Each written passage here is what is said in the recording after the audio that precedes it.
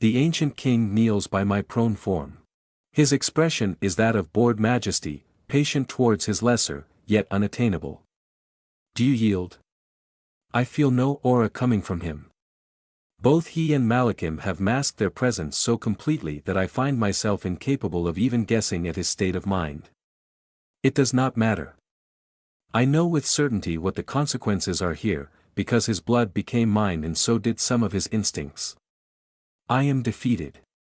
I will yield or I will die. There are no other alternatives. I nod to signify assent, and he stands back up. It is done. I am his prisoner. I will no longer fight. Take her to the side. Malachim picks me up by the collar and drags me through the mud to a patch of grass beneath a tall apple tree at the edge of the village. I take this opportunity to make an inventory as my feet dig a furrow in the wet loam. My dress is a rag and all my belongings besides the gauntlet are gone, not that I had taken much to begin with. This is a secondary concern. I do not own, nor know of any weapon, armor or tool that could have stopped either of those two. Malachim did not even push himself. He matched my strength and speed then beat me on technique alone. He was just toying with me. I stare at his broad, leather-covered back. The pale skin of his arm finished knitting itself from its previous butchered state. I am not scared. If I repeat it often enough, it might become true. Anything to take my mind off the fact that I am once again at the mercy of a man who ground me to dust, a man whose shadows I have lived under without him even being on the same continent. It took me years to rebuild myself, to forge a new identity from the wreck he left in his wake, and now he has returned and I am, once again, powerless. And the most amusing thing of all is that he does not care. Once I give him my agreement he turns and gracefully walks to the village square. I struggle as weariness smothers my mind, invades every recess with the urgency of my situation. I force myself to focus and rationalize it. Fate pushed me here instead of away. A path to salvation must exist, and I must witness or acquire something important. I refuse to believe that my sire can manipulate the threads of destiny himself, therefore, all is not as desperate as it seems. I just need to stay calm and play this carefully. I cannot afford to give up. Not now and not ever. My sire stops. From where I lie, I see him as he stands in the middle of the village. The view is odd. He is dressed in a cream-colored ensemble that fits him perfectly. Not a mote of dust nor a speck of mud has managed to stain its understated elegance. He looks like a sovereign in the midst of a royal hunt, more interested in networking with high lords than in running down stags. By comparison, the village represents the far side of poverty with cramped houses sticking haphazardly out of the dusty ground like the teeth of a hag. There is not a single pane of glass to be found nor any dyed material piece of cloth in the ratty curtains. Even the stalls are held together by hand-woven twine instead of nails. People here do not live. They subsist. They will not do so for long. The ancient monster raises a fist and I gasp at the raw, unadulterated power now bursting from his unmoving figure. Reality hiccups and moves until I feel a difference in the texture of the world. Colors flare brighter, bleed into each other as they become more fluid. Even my wounds close with increased speed as willpower gains the edge over matter and rules become more lax. The sensation is slightly euphoric, causing me to smile despite my predicament. If this is how it feels to live in a Lycaean world, then our planet must feel dreary indeed. My moment of pleasure dies when he casts. The vision I had of his battle on the beach did not give him justice. Mirari whispers a word and, by this act, violates the beauty he had brought here. A rune like a scar appears before his extended arm, as if carved into invisible flesh. It pulses the angry red of a festering wound. Flee. I gasp and shiver, then gasp again when the pain of movement washes my mind clean. This is a new feeling. No, this is an emotion I lost a long time ago and one I have not missed. Terror. It washes away everything else. Flee. I cannot flee. I fight against the all-encompassing wave of white noise hounding my mind with all the mental fortitude I can muster. This is fake. This is a trick. Constanza wheels around, holding her lacerated cheek. A monster. I am no longer so weak.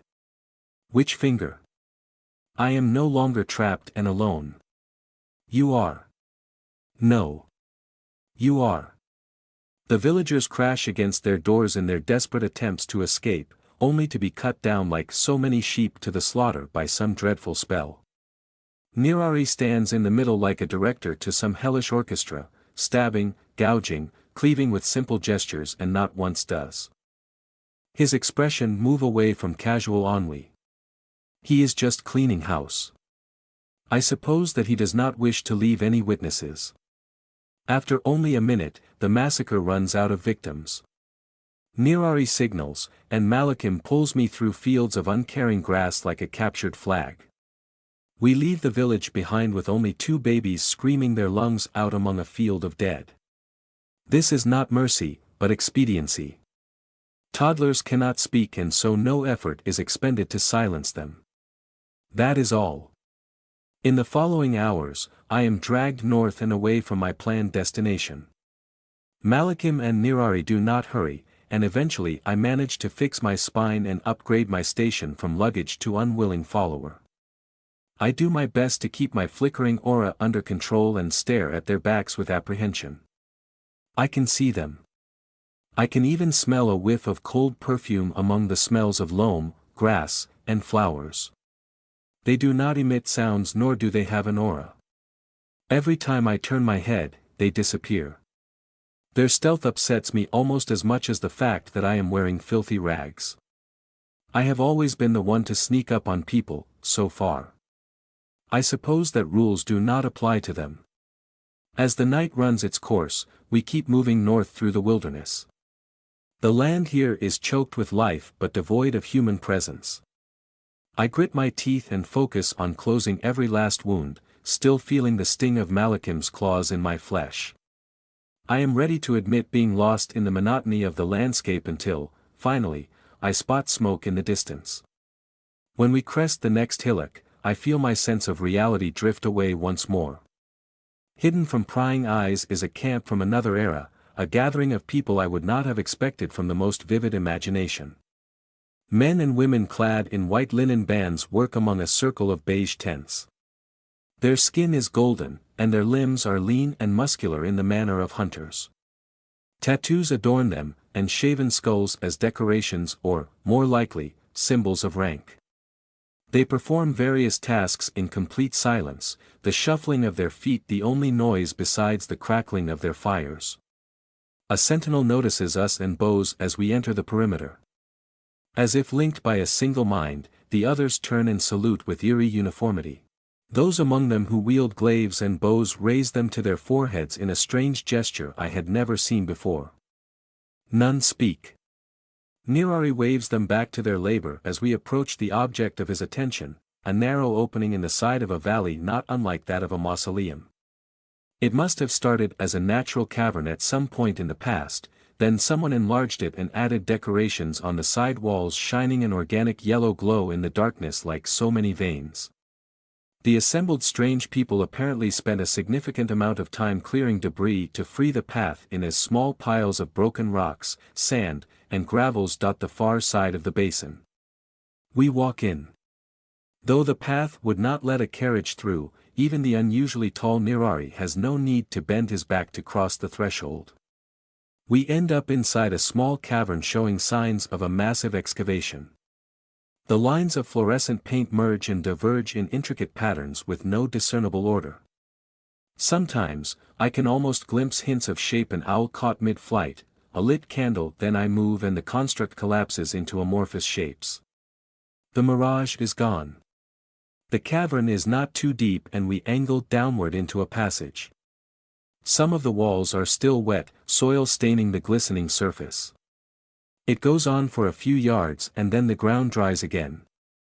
I feel a shift in the air, like opening a door to a musty cellar the further we descend. It takes us a few minutes to reach another cavern. While the previous one had an almost primal feeling to it, this one has been clearly worked on and transformed into a workshop of sorts, now abandoned. Great tables of pale stone pitted with impacts and marred with puddles of molten metal speak of some great works in a distant past. A large brick smelter takes a significant part of the right wall, while the left used to be a storage area now empty save for a few broken remains of stone and ceramics. As deserted as it seems now, this place must have been quite a sight when active. The only intact thing remaining are runes engraved into almost every surface that still shine with remnants of power. They are in an ancient and unfamiliar script that reminds me of Akkad yet more sinuous, and the taste I get from them is that of molding and twisting. This is an artifact production facility. My sire lifts a fist and the ground rumbles. Blocks of stone emerge from the ground in compact formation, then some stop while others keep going up. In 1 second, he has formed a massive throne out of cyclopean gray slabs upon which he sits. Malachim comes to stand by his side, his eyes boring into me. My sire's gaze lands on me and I feel an immediate sense of dread. I do not have to think I know what is required of me. Stepping before him, I perform an ancient warrior salute, head bent and right hand raised before my arm. I believe that the state of my wardrobe and the obvious signs of battle grant me the right to claim a soldier status rather than that of a captured princess. The risk exists that he would take offense. It is one I am willing to take, considering the alternative. Now what am I to do with you, my feisty little princess? Fate certainly has ways of toying with us. He did not ask a question and so I do not utter a word. The rules here are simple. Show utmost respect, answer fully and truthfully, and only speak when spoken to. To deviate is to die. Nirari spends some time pondering the situation while, outside, the night nears its end. I maintain my poise and will do so until he gives me leaves or until dawn does. Did you know we were there? He suddenly asks. No. Do you know why we are here? No. Do you know where you are? This one is open to interpretation. West Texas. He waves the answer away. Were you not warned of our coming? No. Should I have been? An acceptable inquiry, considering the situation. Our meeting might be considered as a waste of time, a hurdle for him. Looking for a guilty party to punish later is standard. I made an agreement with Clan Natalie's. They were to close all outside communications and not speak of our coming, nor of our activities. They were given an hour to contact their traveling members. Did they not know that you were coming? They did. Curious. I do not volunteer the fact that I may not be reached by message spell so long as I carry Neshoba's earrings. This is problematic. I may have to stop using them in the future. What were you doing so far from your territory? So, he knows where I live. I should have expected it, of course, yet hearing it from his very mouth sends a chill along my newly repaired spine. I pushed him away from my thought, he and the other old monster, like a child hiding her feet under the cover from the creature under her bed. Bed sheets are no shield, and neither is distance. I was on my way to save a relative. He is held captive in Matamoros to the southwest. A relative? My nephew. He allows himself the shadow of a smile. Ah, yes. I remember having a clear lineage to protect. Children. Grandchildren. It has been so long I am pleased to learn that the tradition is still alive.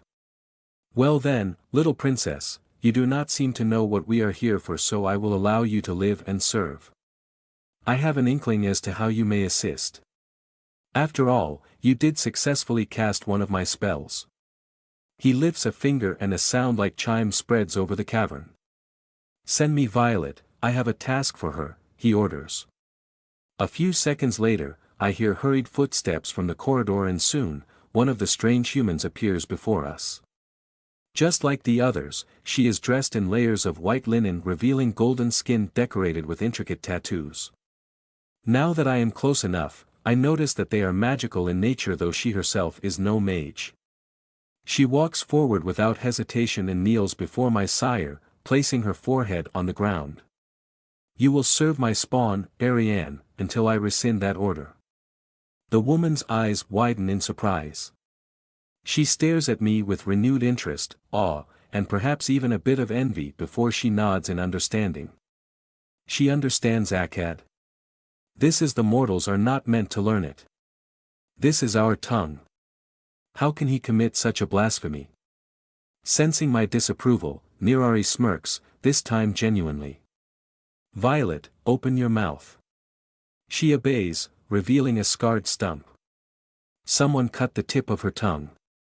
Well, I suppose that this would work. It also explains why the assembly was so silent. Violet, you will clear one of the rooms adjacent to ours for the use of the princess. You must do so before sunrise. You may ask for assistance. The woman nods and stands up. She bows and rushes back up the stairs. You will present yourself to me as soon as you wake up, Nirari finishes. He stands up and leaves through a pair of open stone gates dug in the far wall. Only after he is gone do I allow myself to relax the position I had assumed. I now realize that panic has saved me, because I told the truth when he asked if I knew what he was doing here. I did figure it out as soon as he mentioned the question, however. There is only one reason that could force Nirari to plumb the depths of the world looking at abandoned magical facilities. The Ancient One is looking for Mother Deer. Meeting Semiramis made it rather obvious as to why Nirari cannot catch up. Space is significantly more fluid for the Witch Queen than it is for the rest of us. It should be easy to remain one step ahead when one of hers is 10 of ours. The thing is that when he last visited one of her old abodes, he merely punched a wall then left. This is different. He is conducting a full excavation of a base that was obviously abandoned at least a century ago. I do not know what he is looking for, but I would bet a night with Ignace that it relates to finding a countermeasure to his mother's annoying traveling habits. I just pray that he does not find one. By the Watcher, I am not ready to oppose them. I would not even know where to begin. In short order, Violet returns with 2 more minions. They bow to me with the same respect they gave Nirari, and I finally realize that they do not serve him. They worship him. I follow them through the gates and into a large corridor of rough-hewn gray rock that reminds me of a dungeon.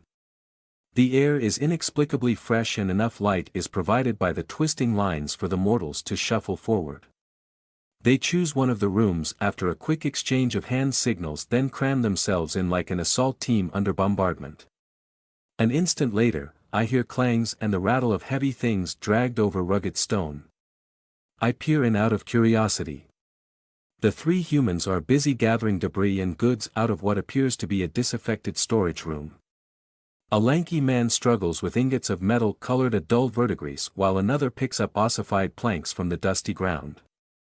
Violet looks at me with a guilty stare, ashamed. I leave them to their task of making this habitable and decide to inspect the facility. There are more doors to other rooms, some wider than others. One still has abandoned tools possibly left as they were exceedingly easy to replace, calipers, pliers, and even a remote engraver used to inscribe runes on still hot material.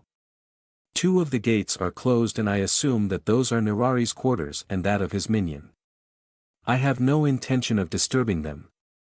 Further, the corridor ends in a junction with 3 ways. The one directly in front of me is blocked by more debris with signs of some of the rubble having already been cleared. The one to my right leads to another workshop. The one to my left fills me with foreboding. It arches to the right 100 yards in the distance. A massive spot of dried red liquid covers the ground only a few paces away from me. I smell human blood, less than 3 days old. I expand my senses and focus on the space before me. I feel no magic at all, but I see a disturbance in the air. A minute current carrying motes of dust that disappears without reason. There is something there. Something hidden and lethal and lying in wait like a moray. The sense of foreboding I feel increases ever so slightly as I take in the length of this passage. A nest of morays. I decide to retreat. The other workshop beckons and dawn is close enough for lethargy to muddy my mind. I have no need to take any more risks. The next room is a copy of the first one, save that the smelter has been replaced by what may be the remnants of a large saw. Pale dust covers the ground and pieces of crumbled rock lie here and there as if fallen from larger constructs. Many of them have one perfect side, polished until flat as a mirror, while the rest is raw and irregular. I assume that workers here processed stones, but I cannot be sure. One thing is certain, a woman alone would have had no use for such a large place. I expected both Semiramis and Nirari to work alone, and I was just disproved. What bothers me is that the tables here are just a bit too low for adult humans now that I stand by their side. I should not dwell on that. My priority should be to find a way to leave. Surrendering does not prevent me from planning an escape. That would have to take place tomorrow, however. Now is far too late to be running outside. I also feel that it would be treacherous to run away on the very night I was captured. I am aware of the lack of logic backing that statement. Much like all the instincts of honor and obligation I inherited from Nirari, this one is more a matter of tradition turned into law than anything else. Frustrating. I spend some time looking around the workshop and find 2 other sets of gates leading away, though they are currently locked. Afterward, I return to my quarters and notice that the 3 linen-covered servants have cleared the space, swept it, and created a rudimentary nest made from hard fabric seated with a few colorful pillows. A pot-pourri exhales a perfume of rose and lavender, while a single lit candle basks the naked stone with a warm glow. They made a real effort turning this jail into a bedroom. I close the door behind me and settle for the night, hugging myself in the ruins of my dress. Tomorrow will be a long day. Tonight, my sire sits on a new throne in the stone workshop as I come in from my bedroom, servant in tow. The unceasing noise of his servants clearing rubble must have bothered him, because he gestures and the sounds stop. I do not let myself react. Casters have long realized that sound is carried by air, and interfering with said air will silence even the most dire of thunderstorms. I was led to understand that such an undertaking requires fine-tuned control. I knew that he could call on immense power, and it also appears that he knows how to use a scalpel just as well as a hammer. You may rise, Ariane. Nirari's voice is as smooth as caramel. It belongs in a boudoir somewhere, drinking tea and whispering amusing witticisms. I am not surprised that my foolish mortal self would fall for him. I stand back up from my respectful bow while Violet remains prostrate. I was thankfully given a hastily made white linen dress of strange make which leaves my arms and shoulders free while wrapping around my neck. I look like an exotic dancer posing as a Roman vestal. Ah, I should not be so judgmental. They worked in a hurry and I would rather wear this than the grisly remains of my previous blood-stained dress.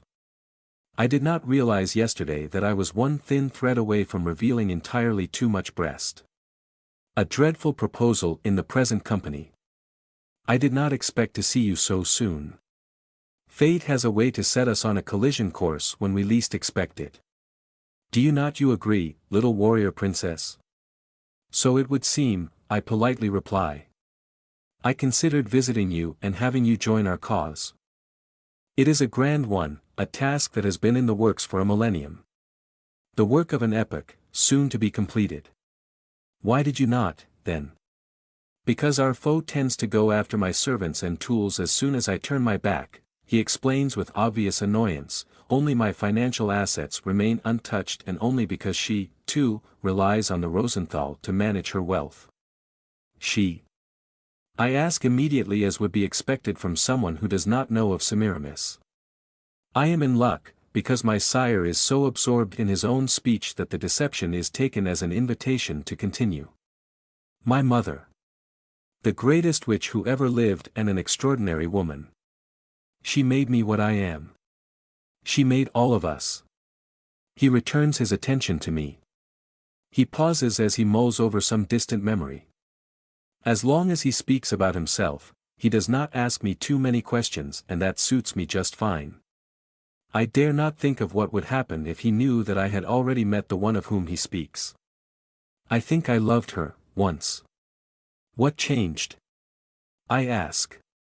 That was a mistake. Master, no, my sire deploys his aura and he crushes me like an insect. I am slammed into the ground as if by a wall of cold and disdain. It does not even feel like aggression. He is just disciplining a wayward child. The world turns blank under the tremendous pressure. My mind slows.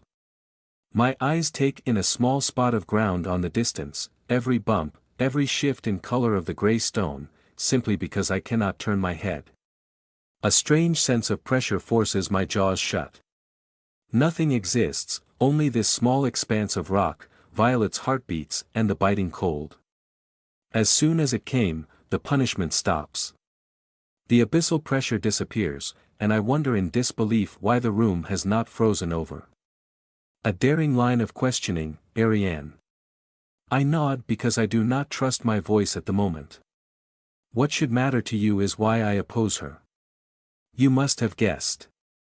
I know she wants to be a goddess and he wants to eat her before she succeeds, yet the knowledge is trite because it only scratches the surface.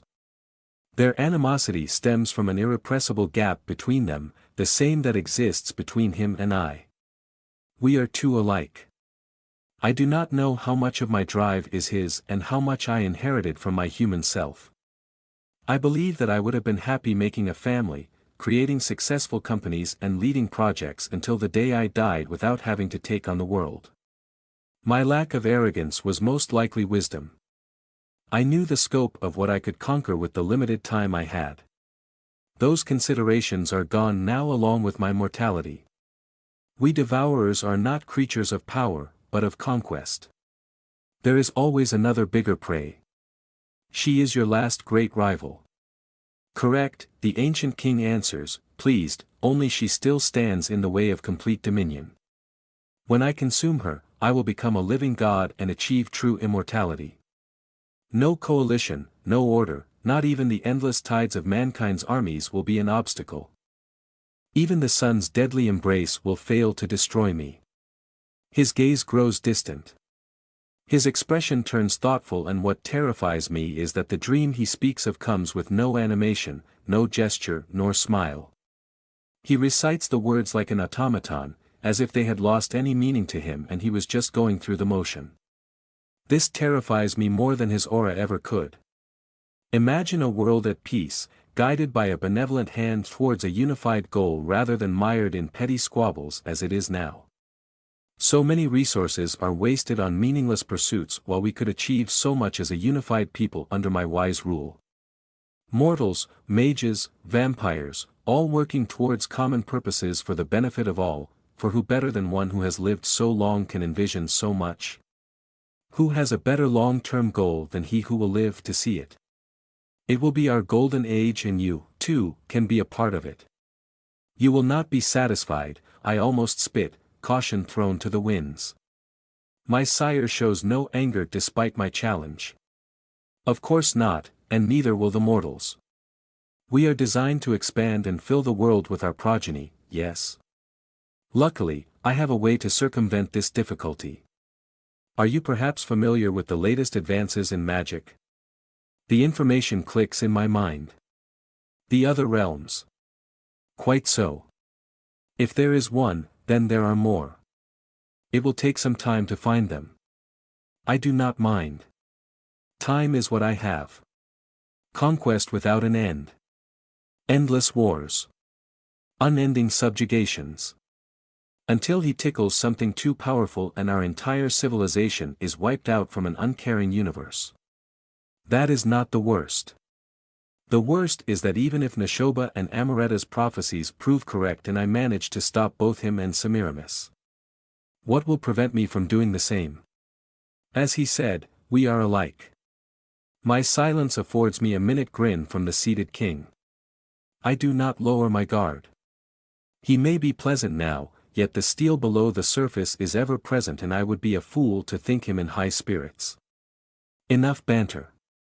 I have not yet decided what to do with you, little princess.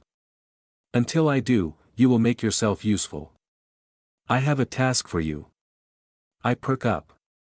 Thinking that far in the future is a waste of time when I am not even sure I will survive the night. Yet another problem for future Ariane, may luck favor her. Did you notice a corridor with a large pool of dried blood on your way here? He asks. I have. Even in this relatively cold temperature, the stain has started flaking and giving off a heavy, rancid stench.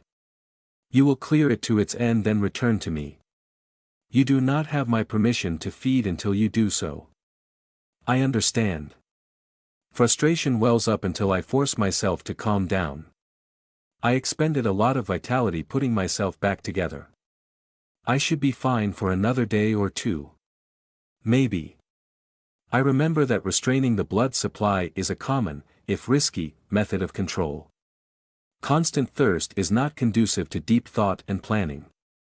Mirari dismisses me with a casual gesture, and I leave from the door behind me, Violet in tow. We arrive at the four-way corridor. The stone workshop is at our back, my bedroom and the way out to my left, and my destination forward. 10 men and women attack stones with bars and pickaxes, sometimes casting a hesitant glance in my direction as if unsure of the proper protocol. When I do not react, they go back to their labor with renewed energy. The corridor beckons. I stop at the edge of the pool of blood and turn to Violet by my back. I know that she communicates via hand gestures, but I do not know their code. We will have to work the old-fashioned way. I will ask you a few questions. Nod for yes, shake your head for no. Do you understand? The servant fidgets nervously, face suddenly paler. She quickly relents when my expression turns cold. Did someone die here? Nod. Was that person one of your numbers? Nod. Did you see how it happened? Shake. Do you know what killed him? Hesitant nod. I need to be more specific. Was he killed by a trap? Nod. Was this trap magical in nature? Frantic nod. I suspected that it might be the case given the obvious camouflage, but I was not quite certain. I still cannot pierce the veil of illusion marking whatever the corridor truly contains, a sign of professional work as most mirages unravel once their presence is made obvious. I suppose that time has finally come for some real-life application of my studies. Violet, do you know of the tool room? The one with smithing equipment? Nod. I want you to get me a rune engraver, a long bar, and a few plates, if you find any. Her charcoal eyes gaze at me for a full second before she answers, and in them I see something I had not expected, relief. I remember that she was tasked to help me. Perhaps she expected me to use her as live bait. That would be wasteful and slovenly. I consider her a bit more as her retreating back turns into the corridor. She and her companions have very angular traits from a race I do not recognize. They are not cattle. Does this mean that my sire has a domain somewhere from whence he pulled them, or did he borrow a contingent from a dvor lord? My understanding is that both he and his mother spend a significant amount of energy and resources destroying each other's fiefs. It might just be that some have started to survive. I fear the implication. I turn back to the empty alley and pick a few pebbles that I throw forward. After 5 or so, I have thoroughly explored the boundaries of the illusion. The false image of normalcy starts 6 or 7 paces away, just after the limit of the bloodstain. It curves outward slightly due to the enchantments being placed on the wall. This will make my attempt easier. Violet returns in short order with everything I asked, including a half-torn iron plate covered in fuzzy red rust. Block your ears, I tell the woman. She obeys without hesitation. I grit my teeth and apply the carver against the plate. Soon, the abominable shriek of tortured metal covers even the clangs of the excavation. I finish tracing and inspect the results. Loth taught me how to disrupt spells when we worked on his shield breaker spheres. My construct is quite complex and shows the Dverger runes for disrupt, reveal, and unmake. The reveal sigil takes the central position for an illusion-specific countermeasure. I prick my right wrist and trace the drawing with black blood, muttering in the sharp, gravelly tongue of my old friend. They soon shine blue and eager. I fling the thing until it lands at the point I identified as a nexus. At first nothing happens. Then the air shimmers and the color of the stones beneath shift from marble white to obsidian black. Rather quickly, a crackling circle of white bolts form in the air. It expands outward like a popping bubble. The spell breaks with a clear chime and the spectacle before us changes entirely. Gone are the naked rock and sterile appearance. Complex glyph patterns now adorn the walls, centered around metal panes set in the very stone. Above, the strange yellow lines that provide illumination radiate with renewed ardor. A few glyphs fizzle where the threshold used to be and reveal behind them a long metal pane with a horizontal slit. Tacky. It appears that you were wrong, Violet, this is a mechanical trap, I conclude. The enticing scent of stark terror soon teases my nostril and I turn when I hear a light thump. The devoted servant is on her knees, forehead stuck to the ground. Rise. There will be no punishment this time. She springs back up like a puppet on strings, face filled with gratitude. I have no time for this. I need to escape quickly, or they will find ways to control me through pact or coercion. She is an enemy, albeit not a serious one, and I do not want to spend the effort to create bonds. She and her companions are clearly indoctrinated like the most dedicated Enneru subjects. I will treat her decently since I would not benefit from gratuitous cruelty, but I will kill her if she gets in the way. Sensing my disdain, the woman lowers her head and I return my attention to the now unveiled corridor to come to an immediate and definitive conclusion: whoever did this was completely bonkers. Mad as a hare. And dangerous. It must have taken 100 hours of work for a competent mage to design, create and install this death trap. Even Jonathan would be impressed by the depths of paranoia involved in this project. I feel like whistling in appreciation. Unfortunately, I will have to solve this Gordian knot and, who knows, perhaps I can escape that way and leave a few traps active.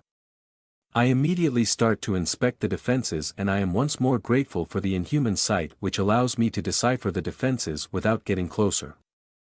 The first trap, the one that already claimed a victim, is a mechanism springing blades horizontally from both walls with a magical trigger based on perceived movement. I think it has a way to rearm itself too. There are also pressure-activated fire spells on the ground in case someone gets cute and decides to crawl across. The disarming mechanism on those is trapped too. And this is just the first layer of defenses.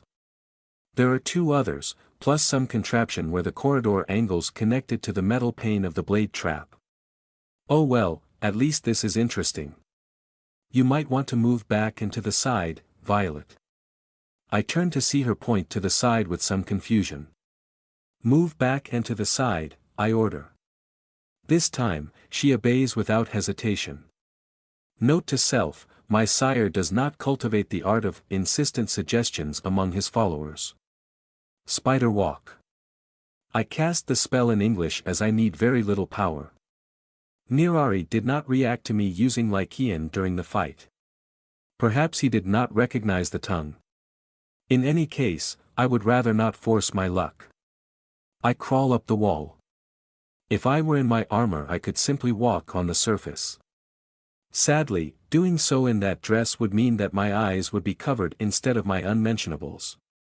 Once I am above one of the panels, I use the rune engraver to disarm the trap preventing access to the inner mechanism, then repeat the same thing on the other side. After I am done, I drop and take care of the fire spell on the ground. Now for the mechanical one. I see no obvious gap in the pane. Sometimes, when there is no point of ingress, you just have to make one. I lean against the wall and raise my gauntlet. Stone breaker. This spell is specifically designed to break hard material in a small surface. I added it to my repertoire for out-of-reach metal locks and other annoying things I want to demolish from afar. It shares the disrupt glyph with the reveal spell, which is convenient since there are only so many runes that can fit in a gauntlet frame. The other three are opposition, shatter, and diamond. A narrow purple ray emerges from my hand to hit the distant panel. The contraption rings like a broken bell. A hidden panel in the far wall slides open and a giant quarrel that would belong on a Roman artillery piece emerges from its recess. A ballista trap. How quaint. The tip expands with a dreadful clang mid-flight. Instead of a standard head, the projectile has 4 blades in a cross pattern. Fishing for volume, are we? I grab the thing with ease as it passes by, only moving forward a bit on account of its tremendous weight. Whoever designed the bolt sacrificed power in the hope of achieving surprise. A human with excellent reflexes could dodge this. I twirl the spear-like object and think. Only the mechanical trap is left. Now how would I go about getting rid of that one? I could use the bolt and the metal bar I requested to block the blade after triggering it, thus preventing it from rearming. Or I could go the Ariane way. That sounds like more fun and would let me inspect the thing for future references. I dig my talons at the edge between stone and metal, plant my feet on the wall, channel as much Natalie's essence as I can and pull. The groan of forcefully deformed metal reverberates in the corridor and the sounds of excavation stop again. I grunt with the effort of pulling the panel open. It resists for a while, then something gives in and the whole thing comes loose. I place the trap on the ground to inspect it, keeping well clear of the path of the blade. The contraption is quite long. The cutting edge runs its length, kept in a state of tension by a lock triggered by a spell. A system of pulleys with a powerful enchantment reloads the trap after each use. I destroy the locking mechanism and the blade snaps out. Enchanted too. Someone was not taking any chances. I dispose of the second trap the same way and realize that I am, in fact, having fun. Disarming traps is like solving a puzzle with the added stake of something unpleasant happening if you make a mistake. How exciting. The only thing missing is a little snack at the end. I may be more thirsty than I originally thought. Oh well. I turn to Violet, who has been staring at me with some measure of amazement for a while now. She looks tasty. She is also forbidden, so I tear one of the blades off and go to the next trap.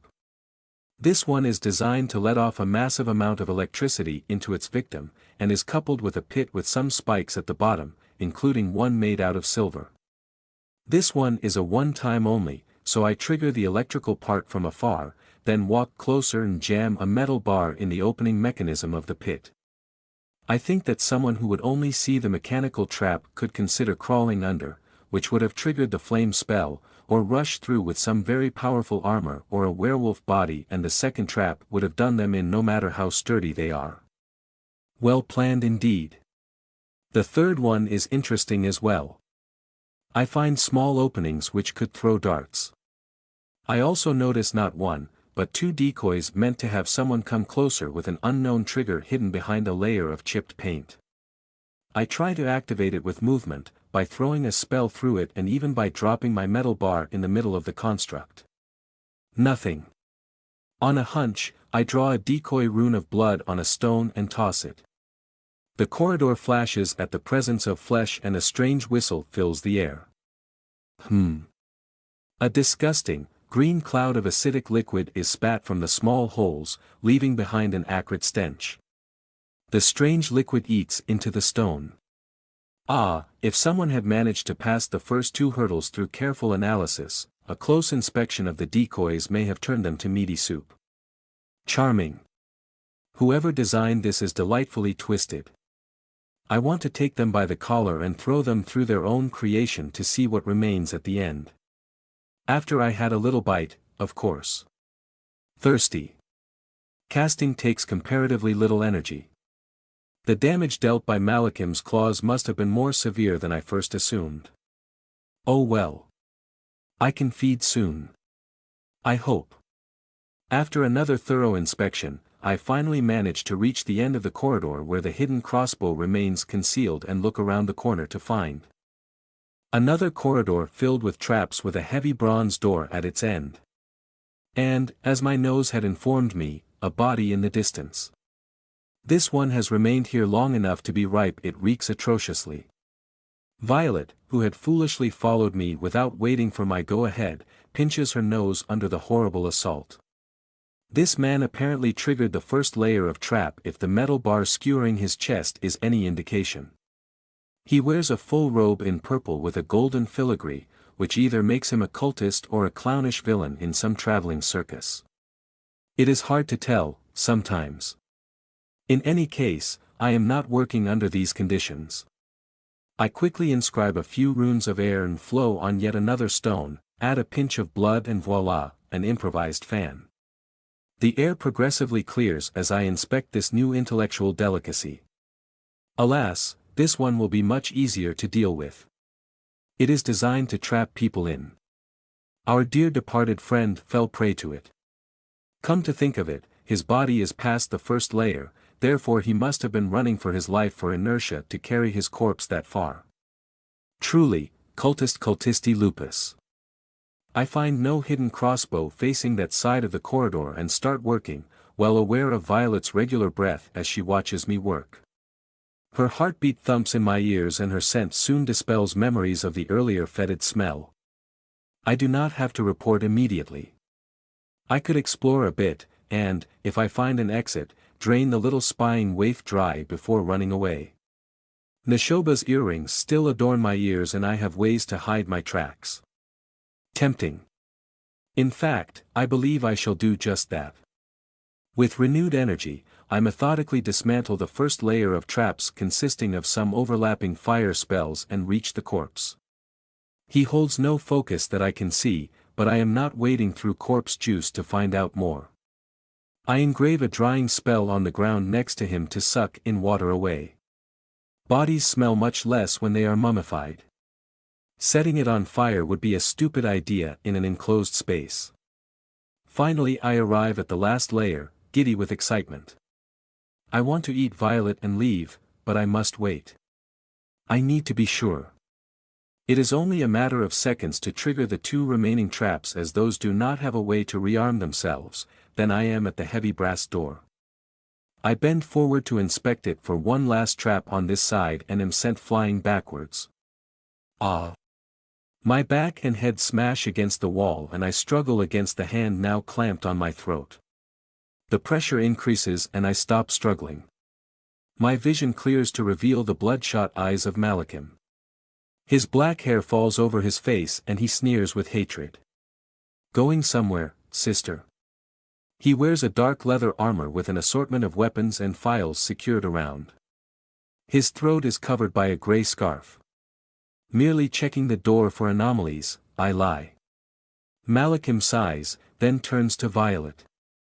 She runs away as fast as her legs can carry her.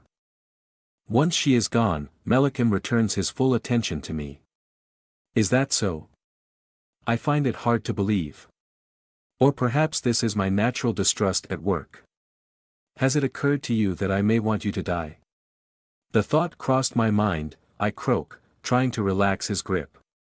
My struggles are in vain. He is as unyielding as a steel wall. Because I do. You, the latecomer.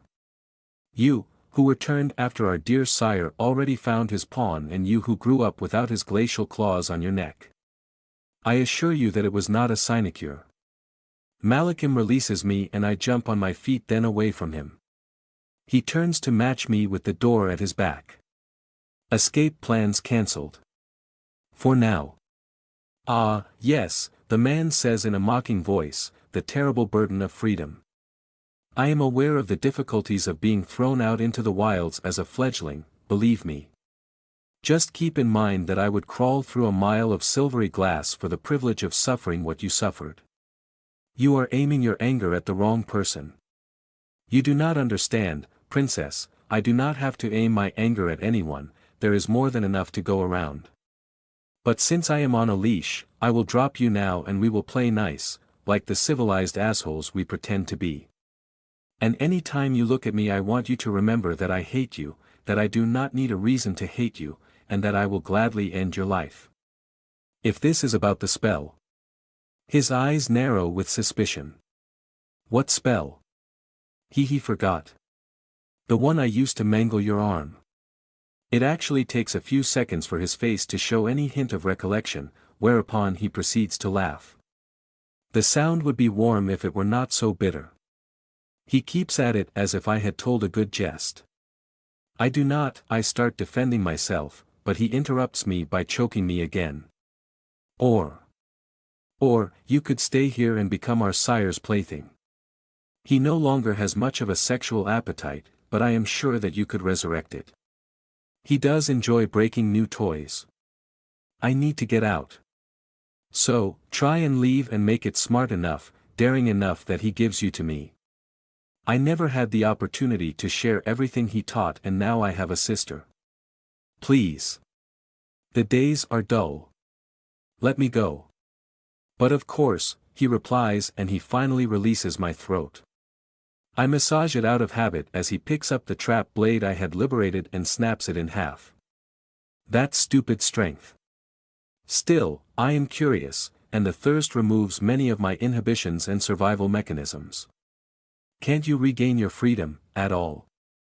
Instead of exploding, Malachim merely tilts his head in consideration. You do not know. Of course, you do not know, princess.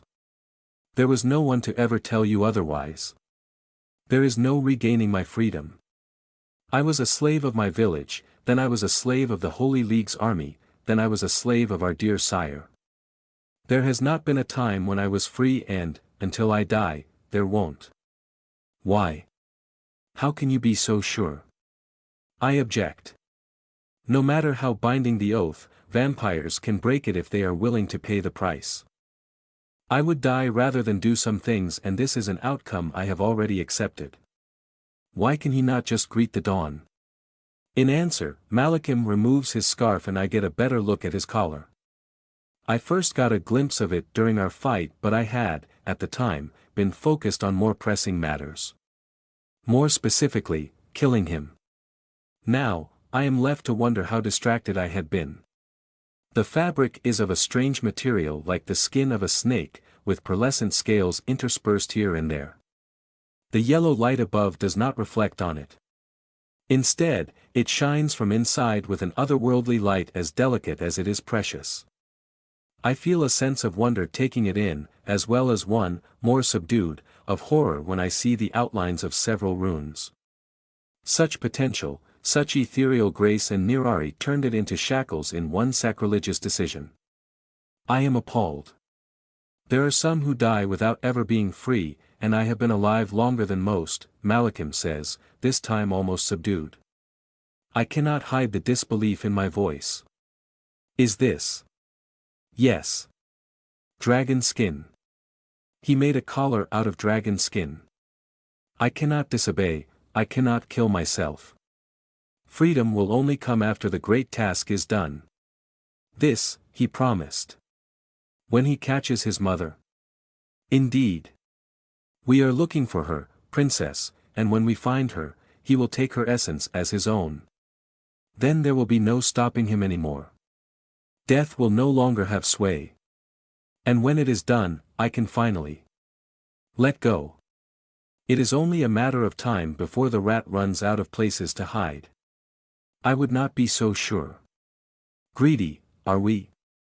Sorry little sister, this one is already in use and I was told that there are no more dragons to be had. He then takes a few steps back and bows politely, extending a hand to the bronze gate. I tire of this discussion and the air here is quite rank. Should we have a look around and see if there is anyone to talk to? Remember, no feeding. I hiss. How dare he? I need it. The man raises both hands in a disarming gesture. He said I could feed after clearing the corridor. Absolutely not, my thirsty little sister. He said you would not have his leave until then. You still need his approval. I want to object to the semantics, but I realize that to get justice I would need to return to Eerie. To go further with Malachim means that, perhaps, there will be an opportunity to escape. There will be none if I return. I could drain the foe's puppet first and then go with Mala. No. He is playing with me. I must take the risk. I must escape as soon as I can. The longer I stay and the easier it will be for them to bind me. So, I fake my best smile and move forward. The bronze gate is not even locked. I still inspect it for anomalies and find a few reinforcement runes as well as a spent alarm rune. With nothing dangerous around, I step into a large square room. The first thing I notice is that the smell is not much better, and the stench this time comes from a bisected mana hound. The massive purple beast was cleaved in two by some metal blade of sorts, both sides and the innards spread over a paved floor. 2 doors lead away. The first one is to my left and must have been a way out at some point. A desk stands next to it as well as racks still covered in coats, and a few crates. It has been collapsed, rocks and gravel spilling into the room. The farther door is more promising. Made of heavy bronze like the others, it is still locked. I stare around as I move forward. This room doubled as a warehouse and armory at some point. I spot a rack of rifles, still clean, but no silver bullets. Clearly whoever made this base was a mage with a high sense of security if the traps are any indication. It was not enough and at least one mana hound escaped containment, possibly causing some sort of quarantine measure that sealed the entrance. In any case, if the inhabitants of the base have not left through another way, they should still have a strong presence. There should be at least a few mages and a few soldiers if the traps and weapons are any indication. I cannot exactly use this to my advantage. They will not make a difference against Malachim. I cross the floor, monster in tow, and am again grateful not to have to breathe. The 2 bodies must have stayed there for at least a week in a damp environment. Small mercy, there are no flies around so no maggots. Malachim is like a sword of Damocles hanging above my neck as I kneel to inspect the next gate. I close my eyes and focus on other senses. There is something on the other side, the familiar taste of warning of an alarm spell. A few years back I would have been unable to unravel it. Now, I place my gauntlet-covered hand against the cold, smooth metal and pluck the spell apart string by string until, with a snap, it collapses on itself with no one the wiser. I try the handle. Locked. A quick spell takes care of the unprotected keyhole and the heavy gate swings open silently, surfing on well-oiled hinges. We are in a dormitory. It is the middle of the night now and a dozen mortals sleep soundly in lined-up cots separated by curtains hung on wooden poles. Chests and wardrobes line the wall. The left side corner has been isolated, and the smell of soap and excrements emanates from it. No one has woken up yet. Malachim overtakes me, bumping against my shoulder and eliciting a hiss that he ignores. He stops above the first cot and looks on with a serene expression. This is the first time since I have met him that he seems at peace. He lifts a finger and inspects the talon with patient interest while, below him, a man slumbers. That's the best way to leave, I think. You sleep, then you die, comfortably drifting from one state to another. No pain and no awareness, he whispers in a voice that only a vampire could pick up. He stabs the man between the eyes and just above the nose. There is slight noise of broken bone and a sort of suction. His victim gasps very lightly, but the noise is not enough to cover the sighs and light snores of the others. I look with pain at the wasted blood dripping on the ground, turning it red. So thirsty. Maybe I can just one, but no, he is waiting for it. He is waiting for me to disobey. Malachim draws the curtain to reveal another victim. The first was bald and severe, lying on his back like a geese-ant. This one is young with curly blonde hair. He sleeps on his side curled in a fetal position. Malachim places his gore-covered finger against the man's temple. He inspects me thoughtfully, aware that I am the unwilling witness of this farce. I despise him for this show. He is making a mockery of what we are by toying with a sleeping prey, spreading the scent of blood and wasted vitality while I am here, starving, only maintaining my facade because this might be my only chance to escape. Then there is the surprise death that catches you when you least expect it. Still not a bad way to go, my horrid brother adds. A new curtain is drawn on his next victim. This time, the man is older with a bushy brown beard. His snores are the loudest. The thing that scares us the most is to know you are dying, feel it in your soul, and be powerless to stop it. Very few experiences prepare us to face that fear, don't you think? He removes a thin stiletto from a sheath on his chest and stabs the bearded one in the neck. The man wakes up with widened eyes made all the more frantic by the abominable pain he must be feeling. Malachim just severed his spine. The maimed man gasps like a beached fish and tries to call for help, but no sounds come out. His lungs are no longer his own. He dies like this, tears staining his cheeks. Curtain. A very young man barely out of childhood with very dark close-cropped hair. So thirsty.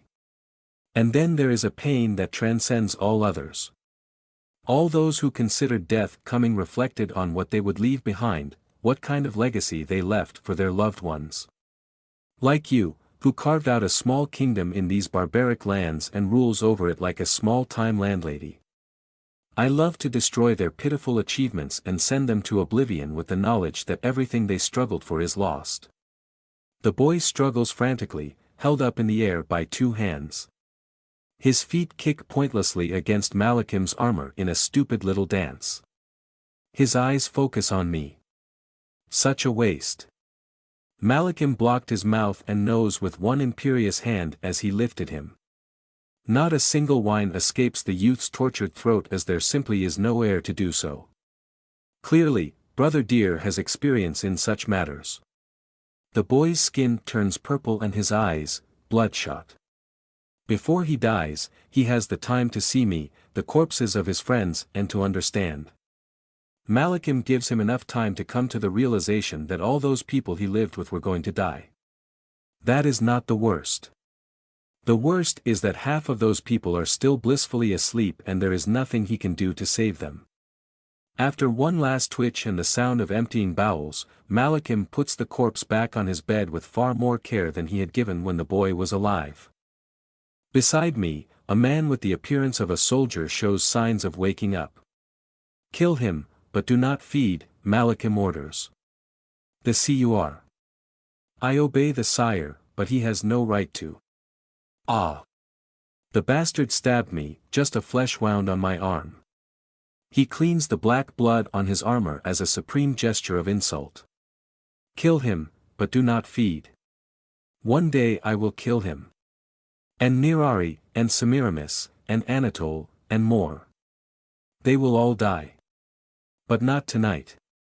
Tonight, I must survive and tally the offenses against me to be paid at a later date. This is fine. I have suffered indignations in the past and I will suffer them in the future as well, what matters is to live long enough to see them repaid. With interest.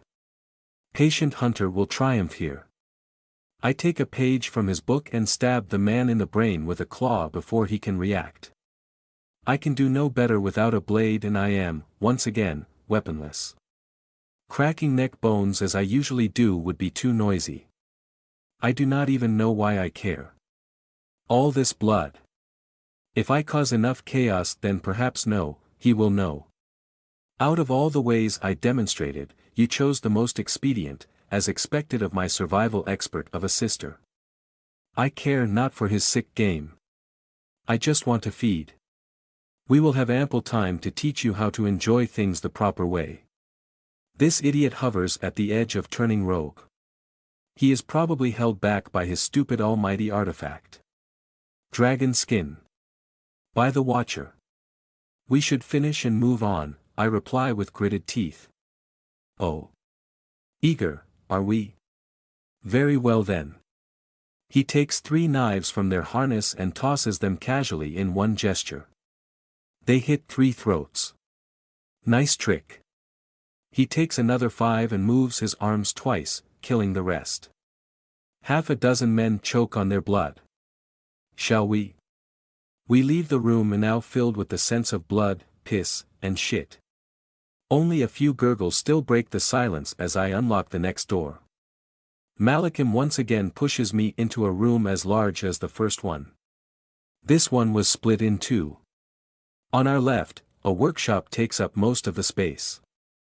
Heavy tables are covered in stone tablets and fragments in the process of being reassembled. A trail of dust leads to a small passage. On the right, 2 large beds host the remains of an orgy. 5 scantily clad women sleep in the arms of a muscular man with a chest like a barrel and an older mage with a scar on his cheek. Typical cults, Malachim idly comments, the leader uses girls to reward his lieutenants and more valuable members. He will be in a separate room with the choicest morsels. What are they doing here? I wonder. Grandma left many toys and entrances in those rat warrens of hers, so it is no surprise that some were found. He affects a frown. But of course, you are correct. We should ask them. Just to be sure. Malachim struts to the closest bed, grins like a teenager doing a prank and appends it. The tangle of limbs crashes to the ground with swears and shrieks. The muscle man is the first to jump on his feet, fists swinging. Malachim leans into his attack and smacks the man's head back with an open palm. He barely uses enough strength to push his opponent. The mage notices me as he frantically puts on his glove. His eyes narrow with rage. Bolt. I dodge the transparent projectile with a hiss. Seriously? Why me? You have a perfectly valid target and you go for the unarmed woman in a skimpy Roman dress. Prick. Malachim chuckles as the burly man steps to the side and grabs a large truncheon. My brother takes hold of the bed, eliciting cries from the women still crawling on the ground, and lifts it. The little group grows silent as he tosses the piece of furniture into the workshop, where it crashes with a loud bang of broken wood. What the hell, the muscleman mutters. The mage pales. He understands. He looks and smells scrumptious. Alive and afraid. I do not know who you are, but please listen to me. You are interfering with a divine project that will redesign mankind as we know it. We can bring you hope too. We have a wonderful message to share if you would only listen. Ah, one of the recruiters. She leads the women to lure in new recruits. I know how cults operate, Malachim, I do not need your lessons. My God, the mage interrupts, shivering, it cannot be. Oh, very well, Malachim answers before turning to the one who had interrupted him, let me guess, you need to decipher the secrets in the universe held in those steels behind me, then your glorious leader will lead all of you to paradise. The woman's careful control slips, showing the worry underneath. Yes. Absolutely, paradise on earth and eternal life. An end to hunger and disease. Would that not be wonderful? Please no, the mage whispers on the side. Ah, a variation on the old classic. Good enough. The stocky woman shows an expression of surprise as her head falls off her shoulders. Malachim mechanically butchers everyone except the mage in only a few swings. Screams die on silenced lips. The familiar smell of death now mingles with that of stale sex. Again, the waste makes me want to kill him. I barely listen to the panicked mumblings of the spellcaster as he speaks of research and insights into the tablet's language. All things we do not need as Semiramis works in a coded version of Akkad. My brother grabs his victim by the throat and drains him slowly under my glare as a display of power. His 2 blue eyes peer over the white neck, daring me to attack him in his moment of vulnerability. I cannot afford it. I am already starving and healing from the wounds he would inflict would cost me any chance I have to escape. Bear with it, Ariane, patient hunter. I can do it. I can do it. I just need a way out. A door opposite the one leading back creaks open. Shuffling feet and grumbles heralding the arrival of the cults. What is the O? A woman says. A large variation on the old classic, Malachim comments lazily like a man at a market inspecting a strangely shaped pumpkin. The newcomer is indeed a surprise. She is a beautiful woman with an entirely shaven head dressed in a heavy blue cloak. She is also a powerful mage and I recognize her aura in the traps we faced. A young man with an angelic face peers curiously from behind her. You! What have you done? She screams. To her credit, she reacts immediately. Her hands raised to reveal two bracers covered in runes. Sharp blades emerge from her cloak to fly in the air like an angry swarm of bees. Interesting, she relies on a telekinesis spell. It takes a great amount of concentration and a natural predisposition to make this work. Malachim scoffs and lets the first blade impact his heart, where it stops completely. The woman pales. I am going to walk to you. I will grab you by the neck and then I will snap your spine like a dry twig, he announces. The mage frowns and focuses a dozen blades in a cloud, hovering before her. Malachim takes a step forward. An enchanted dagger nicks his cheek. Black blood seeps from the wound. I understand now why he did not try to dodge my shred spell, the one that mangled his arm. Malachim does not dodge wounds if it allows him to finish the fight immediately. His method goes against every instinct of self-preservation ingrained deep within our minds. The cult leader throws everything she has at him. Malachim's face turns into a pincushion but none of the blades pierce the skull. His foe's anger turns to dismay. The vampire steps to the mage and grabs her by the throat as she scrambles against the wall. He stares her in the eyes as she dies, then backhands the boy attacking him from the side. Were you not going to interrogate her? I ask, my patience at an end. Why would I ever do that? Because I could have learnt if there is another exit besides the obviously caved-in one. Because our sire is searching the place and they have researched it extensively. Pa. They are cultists, not scholars. HSSS. I struggle to remain in control. Thirsty. I take a deep breath to push the sensation back, ignore its claws buried deeply into my mind, pushing, craving. It takes monumental effort of self-control but eventually I manage to regain some measure of calm. I am holding, for now. Malachim gives a knowing smile. Almost there now. We will just see what is behind the last door and then we will head back. Normally we avoid drinking from the silent folk but I am sure that an exception will be made. I just need you to be very thorough in your inspection. We would not want to miss anything, no. I know he will drag it out but I have no choice. A quick inspection of the workshop reveals a passage leading to storage rooms filled with preserved food, digging tools and a small well for fresh water. I accidentally find the cesspit they use to get rid of the wastes as well as the bodies of two more hounds. The smell is so shockingly strong that it clears my mind. We find the leader's quarters in the last room of the complex. They contain a single bed with a large sword by its side, probably what she used to kill the hounds. A large circle dug into the ground shows rudimentary runes, a far cry from the sophisticated construct I saw in Alexandria. They are lucky the portal fizzled before it could destabilize. Amateurs. Children fiddling with magics they cannot understand, and yet, the cultists still manage to achieve something. I wonder if the knowledge of how to create portals is fully disseminated yet. I shake my head to focus on the last large gate left here. It was sealed with redundant layers of protection. Even with the caster dead, the runes covering it still shimmer under the pale light of the lines. This is my last hope. All the other passages have led to dead ends. If this is one as well, I will have to postpone my plan and risk being bound. No feeding until we determine exactly where the cult complex ends, little sister. Show me how you unlock this, Malachim says with a vicious grin. The thirstier we grow, and the harder it becomes to focus on mental tasks. Fortunately, I am not so far gone yet. I pick a heavy key from a nearby bed table and calmly use it on the lock. I give a disparaging glance to Malachim as the runes fade and the gate clocks open. He returns one of controlled rage. Just because I am weaker does not mean I am stupid. We walk into a cavern wide enough to host a house. While the rest of the installation was dug into solid rocks through unknown means, this is quite clearly a natural formation.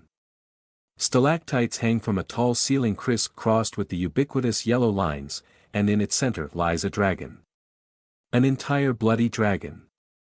With a scaly muzzle, 2 horns, 2 wings, and a heavy orange stone on its forehead.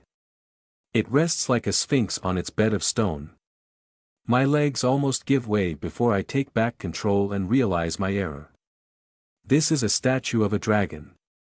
By the Watcher, I would have had a heart attack if I still could.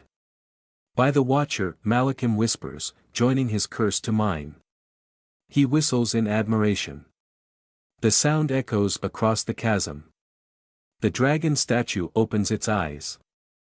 I jump under the closest stalagmite while Malachim looks on, uncaring. This is a trap. If there were any doubts, the voice of Semiramis emerging from the construct dispels them. Alien essence detected. Scanning. Her voice is bored and formal, a sharp contrast to the massive golem's threatening presence. Its stone skin is covered in runes under which a metal armature snakes, poking out here and there like broken bones through skin. Rays of dark red emerge from its eyes to sweep the floor. They land on Malachim. Primary target identified. Engaging. I swear and crawl away from my brother's standing form. He merely snickers as he walks forward to meet the construct head-on. A massive bastard sword with a jagged edge appears in his hand, which he moves around with a flourish. "Let's see what you can do then, you piece of scrap," he jeers. I search around for a way to protect myself and find one. My eyes land on an opening in the right wall ahead of me and a glimmer of hope grows in my chest, battling the thirst for supremacy. If only those two could keep each other busy. Malachim struts with absolute confidence. What a fool. I have seen golems before, of course. They are rare magical constructs that require an independent power source, most of the time a core formed from precious material and charged by mages over several days. Even then, they have always been suits of armor. They also have none of the weaknesses of their squishy creators. Golems are slow compared to us, yet what they lose in power, they make up in durability and blind tenacity. This one was designed by Semiramis to eliminate Malachim specifically, therefore it must have countermeasures to account for the man's resilience and speed. I push my head up and watch from the side as Malachim appears before the golem. His sword digs a furrow in the construct's torso, as if it were butter. My brother is like Siegfried before the imposing mass of his foe. Perhaps he can win easily after all. The orange gem on the dragon's forehead shines. Void. Pain. I am on the ground, the left part of my forehead is slightly singed and I shake under the dreadful memory, the terrible reminder of what I once endured. I want to stay down and hidden lest it happens again, but curiosity and the need to escape urge me on. The sun. From the dragon's gem came a single ray of the vengeful orb. It was a mere spark, a shadow of the real thing, yet that was enough. I raise my head to gaze at the dying shimmer of the orange gem, now spent. Impossible. Impossible. Semiramis can store sunlight. She can unleash it from inside a dark cave, and now, Malachim is missing his head. I can hardly believe it.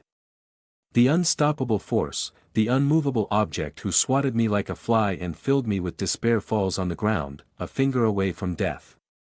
The golem's enormous paw will be enough to crush his heart and finish him off, now that he can no longer resist. Just like that.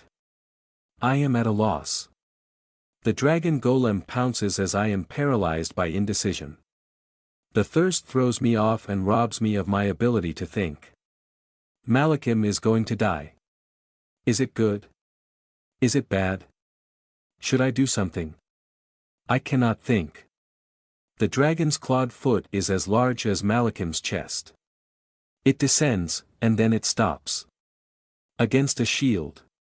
A massive half-sphere of purple light has formed over the prone form and cocooned it in its inviolable embrace.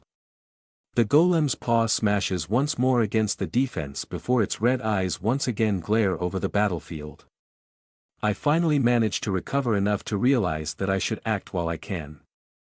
I move to the right, towards the second exit until my back is to it, yet I dare not leave my cover. Shield detected. Countermeasures engaged. 3 silvery talons slide from the paw, and on the next bump, the shield starts to crack. Fissures appear in the smooth surface. It does not matter. As I crawl away, I can feel him coming like a storm front. This pressure grows and grows until the air feels almost liquid and advancing feels like fighting through molasses. He is pulling on the world to move faster. Something clicks in my mind. The weight of fate, which had been silent since last night, tugs on me once more. This is it. This is my chance. I lift my gauntlet.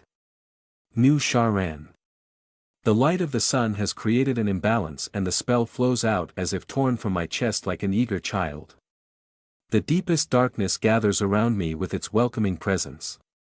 The first vampire crashes into the cave in a cataclysmic shock. Shrapnel of bronze and stone fall like a hail, and with one hand, he blocks the paw. The world holds its breath. Nirari has one hand on Malakim's chest and one against the paw, his attention fixed on the construct with such immobile intensity that he has become a statue as well. My son, Semiramis' voice whispers from some enchanted recess. A complex expression takes over my sire's adamant countenance. This is, perhaps, the most lively he has ever looked without making someone else suffer. Then the scene is broken when both eye orbs crack and a noise like an angry teapot emerges from the golem. Nirari's dark glare turns to me as the last tendril of my shadowy cloak forms and my side of the room changes into an inky abyss. He gives me the tiniest nod of respect. And then, I am gone. I move faster than I ever have in my life to the exit I chose. I race down a tunnel dug into the very rock with no care for traps or spells. I kick open a locked door, turn left into a side alley by stepping on the wall and rush forward without pause. The world rocks under a massive explosion. Oof. I am thrown forward. Down becomes up. Scathing air flails my back. Ears pop. I wait, hands over my neck. It stops. I stand up on uncertain legs, brush the dust and pebbles covering me. Light above is still diffused by those yellow lines. Behind me, the passage is obstructed by collapsed rocks as large as slabs. The blockade must go on up to the golem cavern and farther in the other direction. Nobody is going through there for a long time. I did it. There is now a physical barrier between me and my captors that cannot be crossed. I am not safe yet, however. I need to exit the complex and find someone to drink. It must happen tonight. So thirsty. But no, I must focus and take precautions. Quick, quick, then I go. I make sure my earrings are securely fastened. They are. Now, to take care of the rest. I kneel and force my fleeting attention to my aura. Subdued is not enough, gone is required. I pull my power in. It feels like rolling and wringing my own mind, which I find eminently unpleasant. My control wavers at some point and I start to unravel, yet a last supreme effort brings me as close to aural invisibility as possible. I feel constrained as if I wore far too tight clothes. The discomfort adds to the craving pain in my abdomen and makes me want to claw myself open. I will move after one last thing. I raise my gauntlet and gather every last dredge of focus I can. Sinead uses this to escape detection by vampires. New Mohican OE. I cough and the spell wavers. Dust. The feedback burns into my veins until I seize firm control of it. I wrestle the construct back under control. The corridor around me turns smoother. The wall loses its granularity, rock powder falls to the ground. New Mohican esse knock.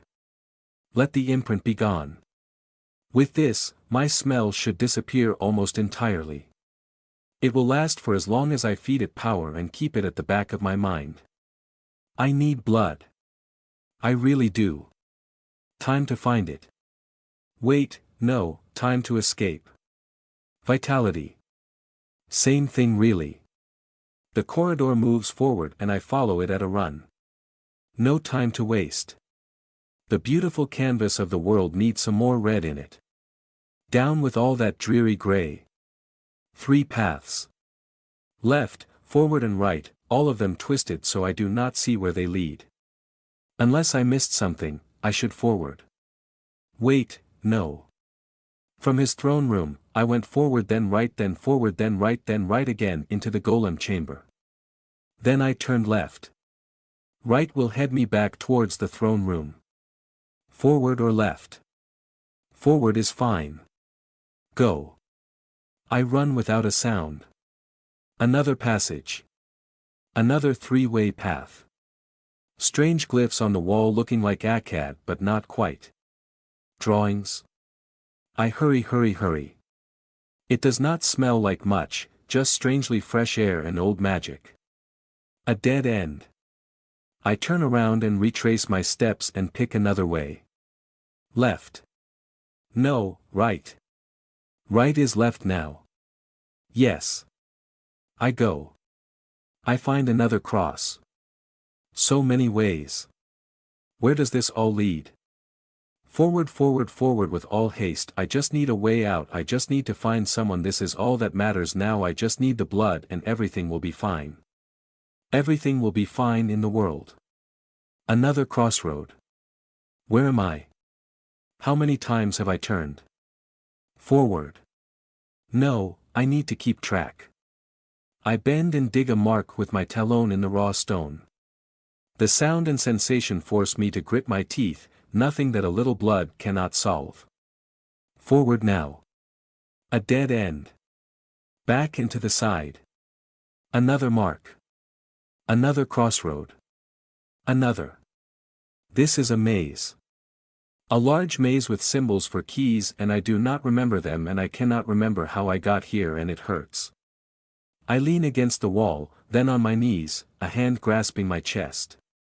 Calm down, Ariane, calm down. I am not in a maze per se. I already guessed that Semiramis travels around by messing with space. I recall that her home back when I met her was larger on the inside. I must be within a sort of transit system, and the glyphs are the key. I could just follow the same glyph and probably emerge somewhere. Which one? I do not recall. I stop where I am and inspect the symbols. There is a sort of turtle, a stylized circle, a cloud and a twisted arrow. I rush left. A sort of wolf, a honeycomb, a field, 3 mountains. No match. Maybe I saw wrong. I return. I double-check.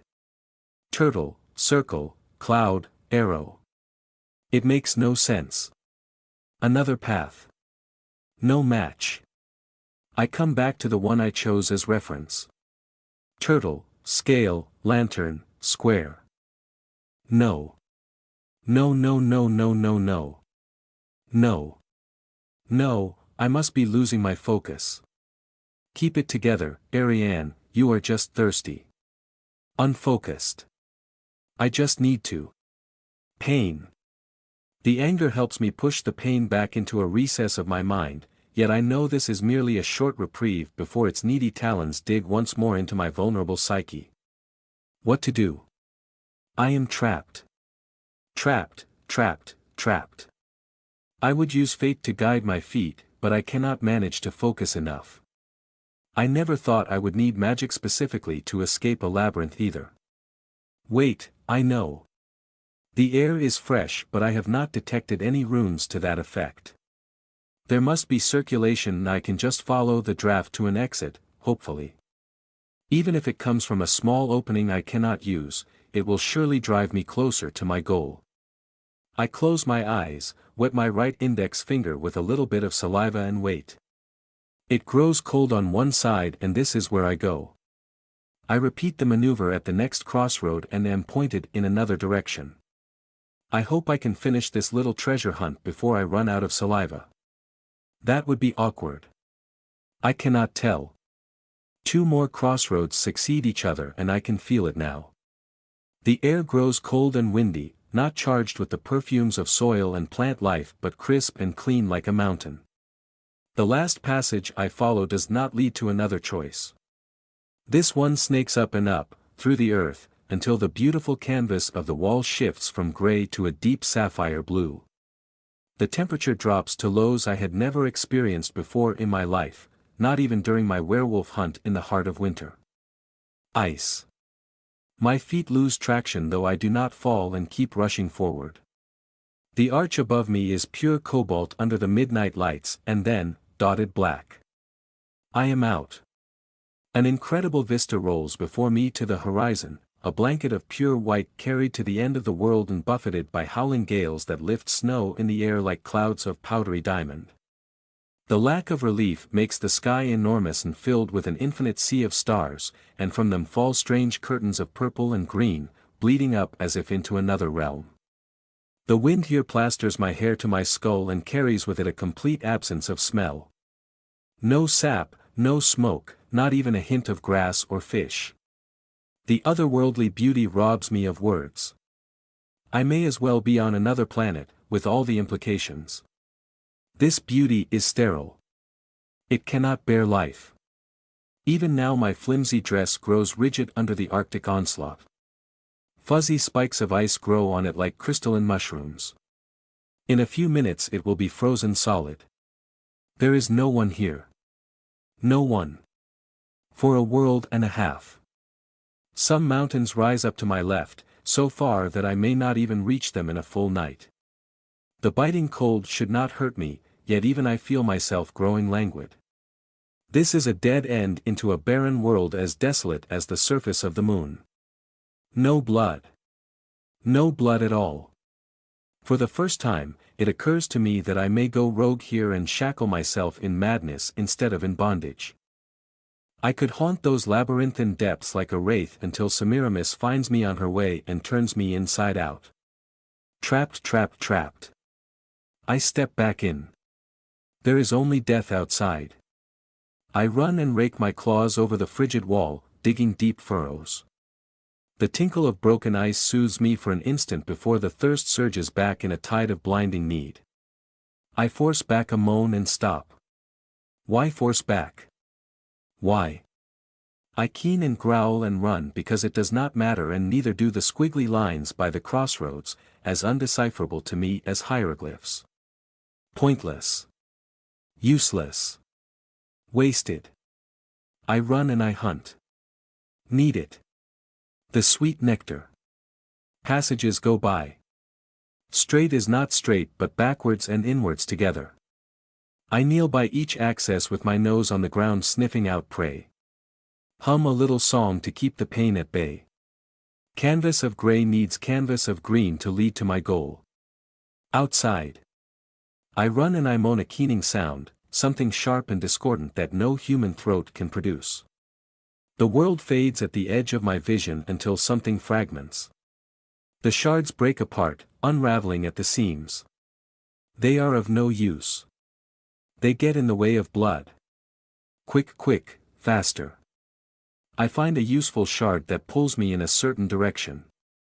Nice little shard that will give me ink for the canvas, crimson ink vivid and fragrant for little me to keep going. Time slips. After a time, but not too long, I feel another draft. I move faster now and shed more shards. I smell it first. P. R. E. Y. Quickly now I rush up and through the twisted path until I. Something. An obstacle. Cannot move. Earth and trees and the familiar smell of tall grass beyond. Shuffling steps. Trapped. I grab a shed fragment. Bring it back. Discarded clarity returns for a moment. The way is barred. A metal grid of silvery fabric, with a cross. Cannot get past. Feet approach. Pray. Cannot get past. I grab another fragment, then another, pull myself back together piece by piece even though it will fall apart again. Please. Please, I beg. A young man in a leather duster with a scruffy black beard jumps, scared. Delicious. He turns around, and his eyes widen at my sight. Please. Hold on, miss, I'll get you out in a moment. Jesus, what happened to you? He comes forth. The grid holds in place because of. One more fragment. The pain is unbearable, but I need to know what, I need to know how. I need to get past. Hinges freshly mortared in. Quite possibly a rush job. The man's hands slow as they take out a set of keys. His brow furrows. No. No. What are you doing here, anyway? He suddenly asks, his voice dripping with suspicion. More fragments. I need to charm, but the cross blocks me, just as unyielding as before. I bend over in pain and collapse against the wall as a wave of unimaginable agony overwhelms me. I scream and cry. Distant voices sound on the other side. What's going on, Beckett? A woman, sir. She looks hurt. A woman, you say? Another face. Fragment split again, useless. No. This is my chance. My only chance. Just one last little push is all I need. Please, it hurts. For the love of God, Beckett, step away from the bloody door. Did your branch teach you nothing? I haven't opened, sir, the bearded man protests. You there, a newcomer with graying hails, who are you and what are you doing here? Please. It hurts so much. I gave you an order, woman.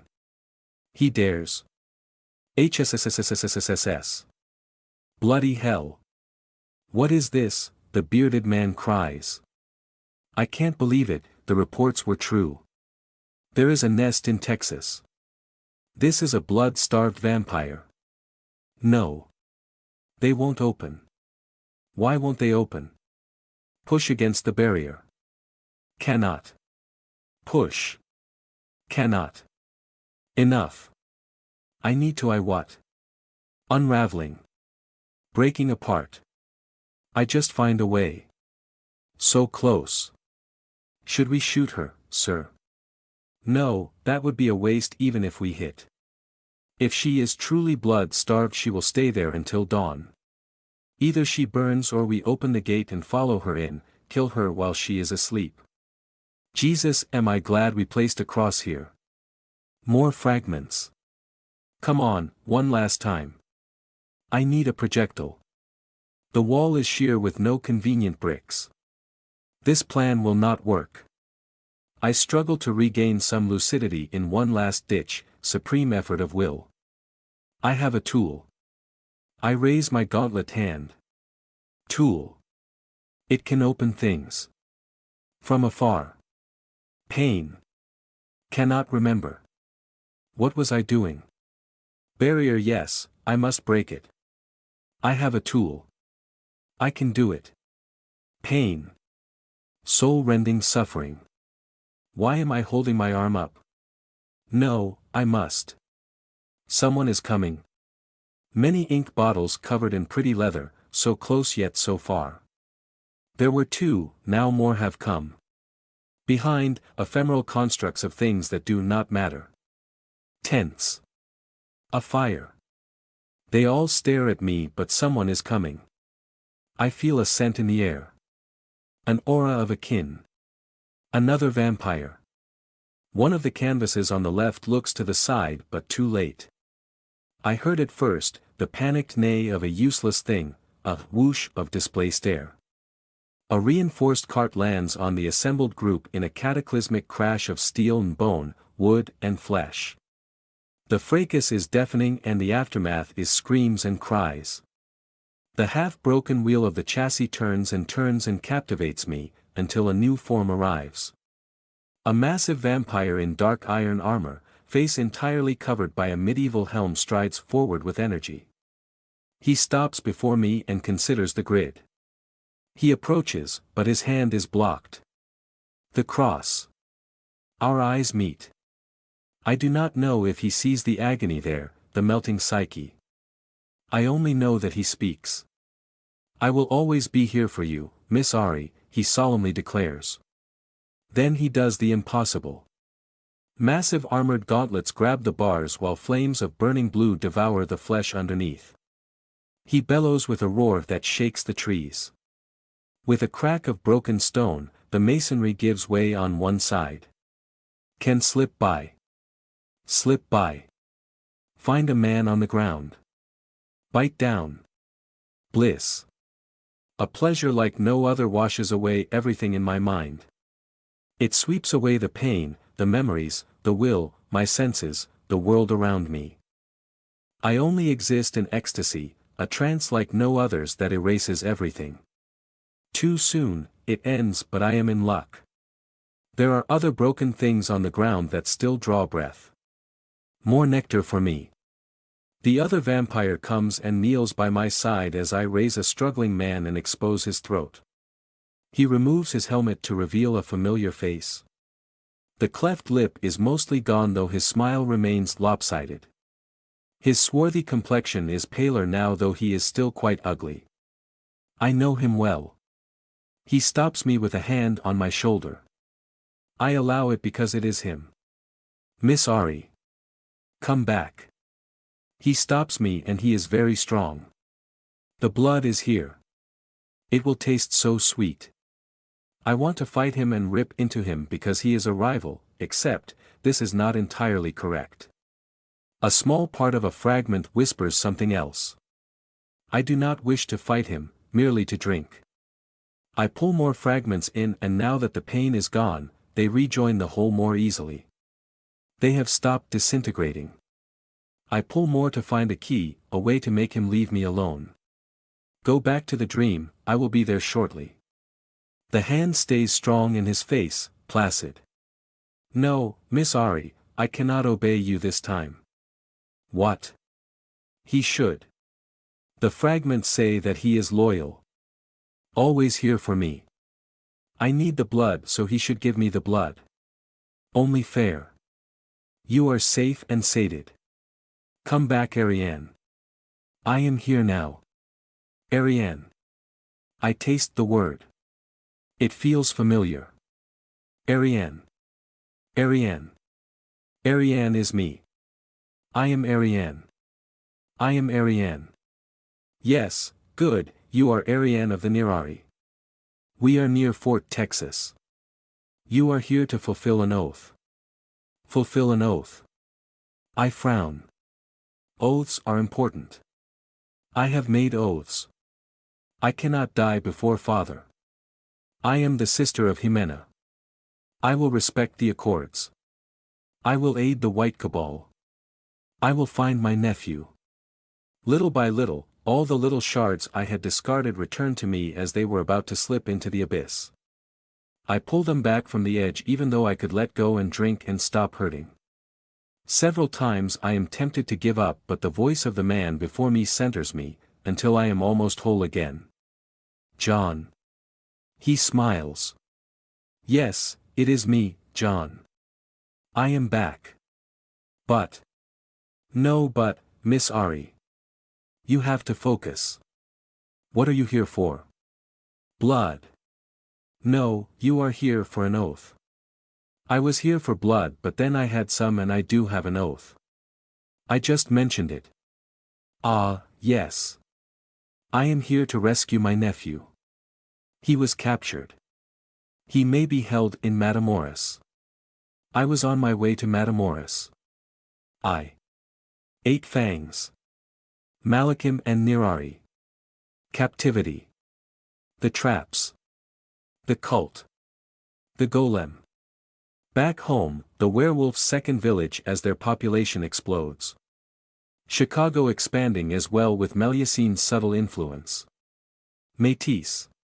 Tauren. The last parts of me fuse back and I let out a few shaky breaths. The agony is gone and so is the temptation of oblivion. They recede like a tidal wave, leaving the land behind scraped and raw. I sit heavily on the blood-stained ground, ignoring John as he finishes off the last broken Gabrielites. I almost went rogue. No, I went rogue and John pulled me from the brink before I was too far gone. Freed of the pain, I am still shaken and fragile. I need some time. Are you all right, Miss Ari? I nod, not trusting my voice. Oh wait. John. Natalie's vampire. How? I ask. He only blinks in answer. How are you a Natalie's vampire? He stops to reorder his thoughts and this time I notice that his mind seems faster, or perhaps his focus has improved. I was weak. You were safe. Lord Jirac invited me to his land and offered to turn me. I served him for a bit over 2 years and had 2 children. I saw what kind of man he was and accepted the gift. I served him since and so does my family. But you are here now. Another pause. Nirari came. He said that we had to keep his presence secret and not interfere while he worked in return for being left alone and payment. Lord Jirac agreed, and we only had half an hour to send messages warning that we would close communication. Our mage could not join you. Lord Jirac freed me from his service, so I would not be bound by the agreement.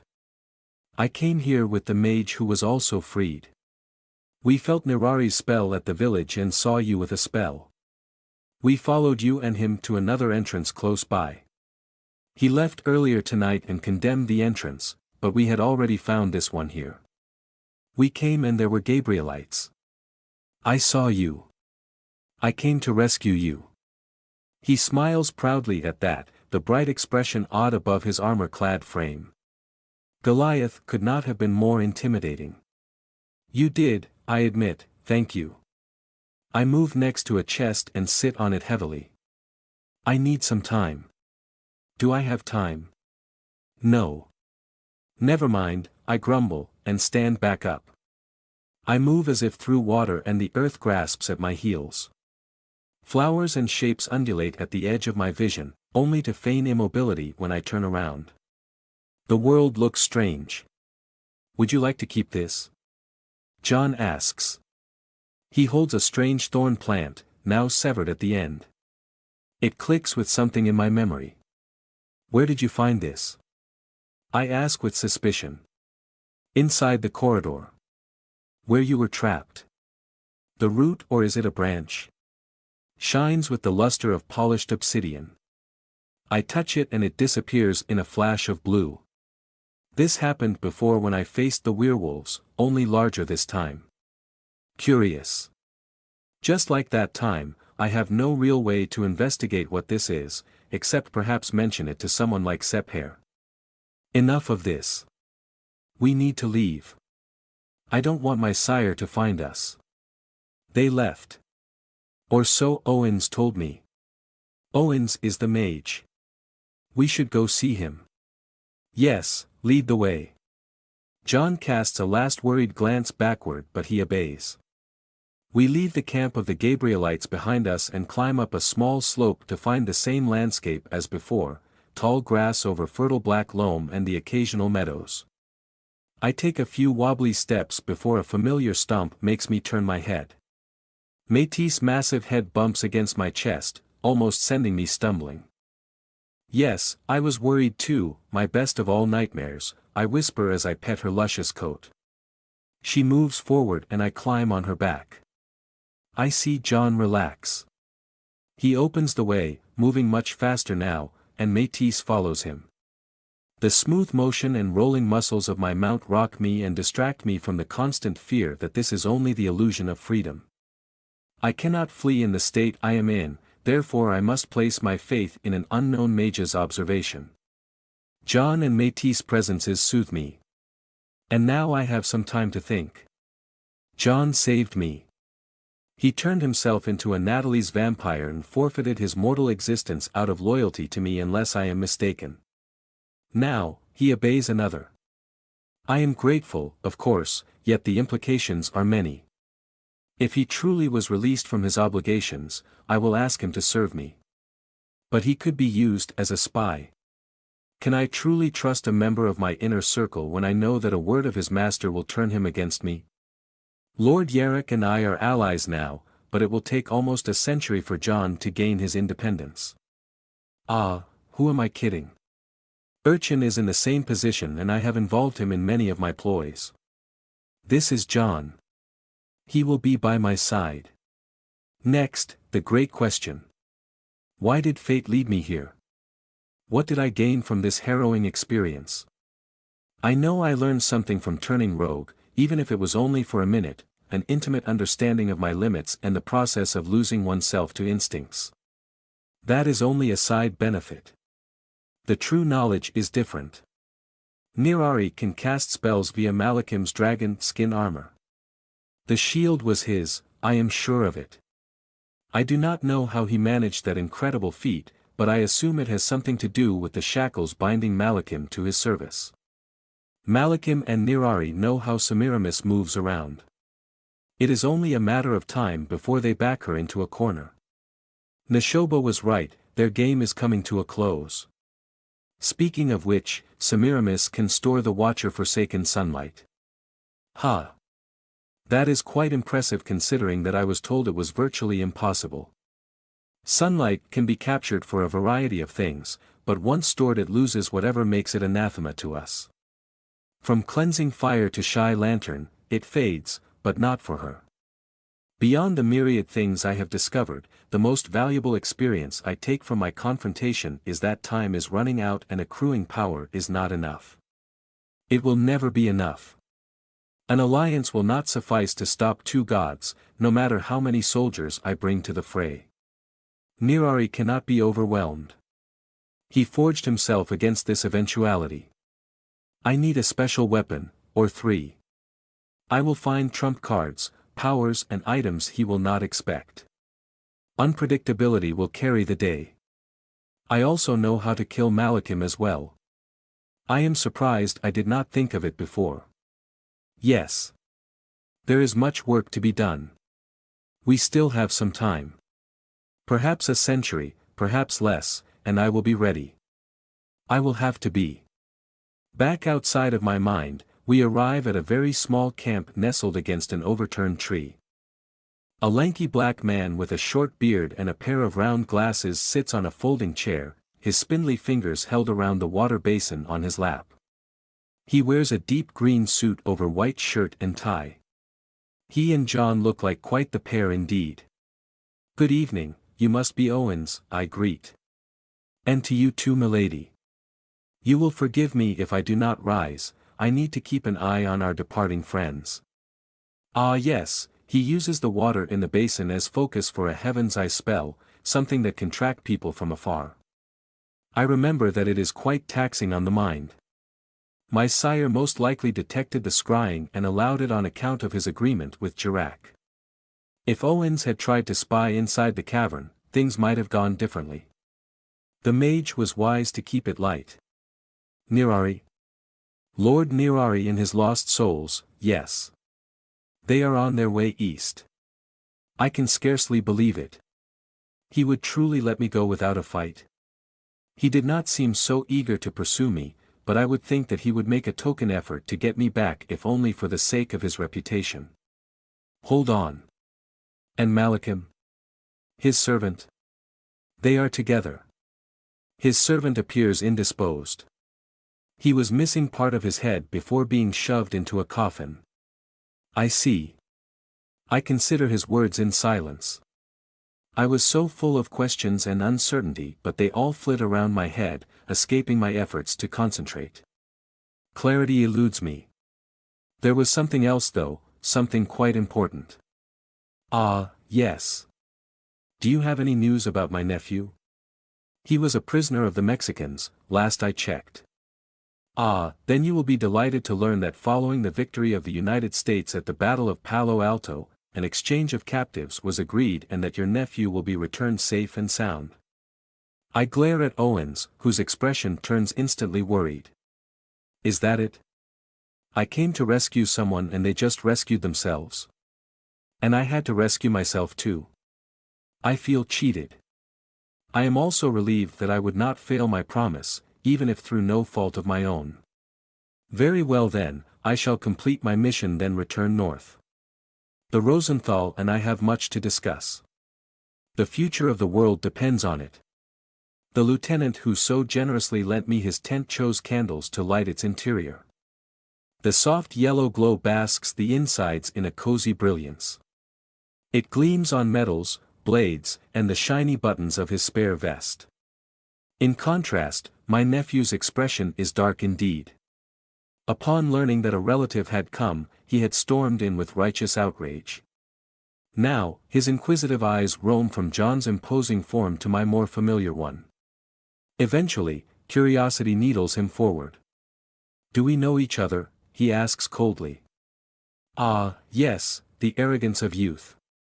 I am pleased to learn that incarceration left his spirit undampened. You can consider me as a relative of sorts. I came here on your father's request, Richard. And how come I have never heard of you before, he demands.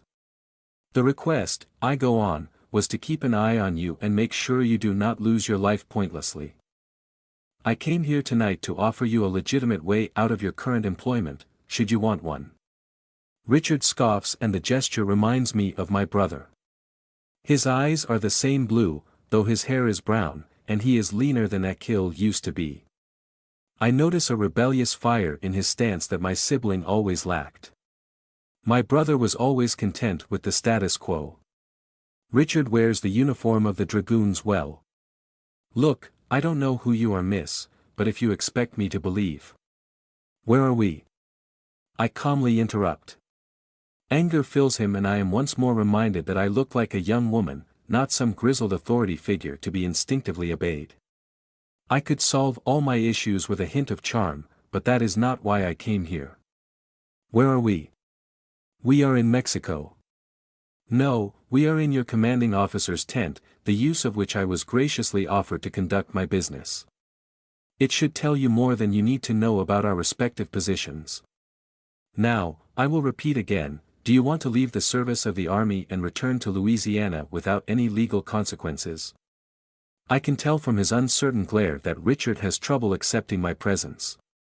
Thankfully, John comes to the rescue as he used to. Truly, we have lost nothing of our teamwork.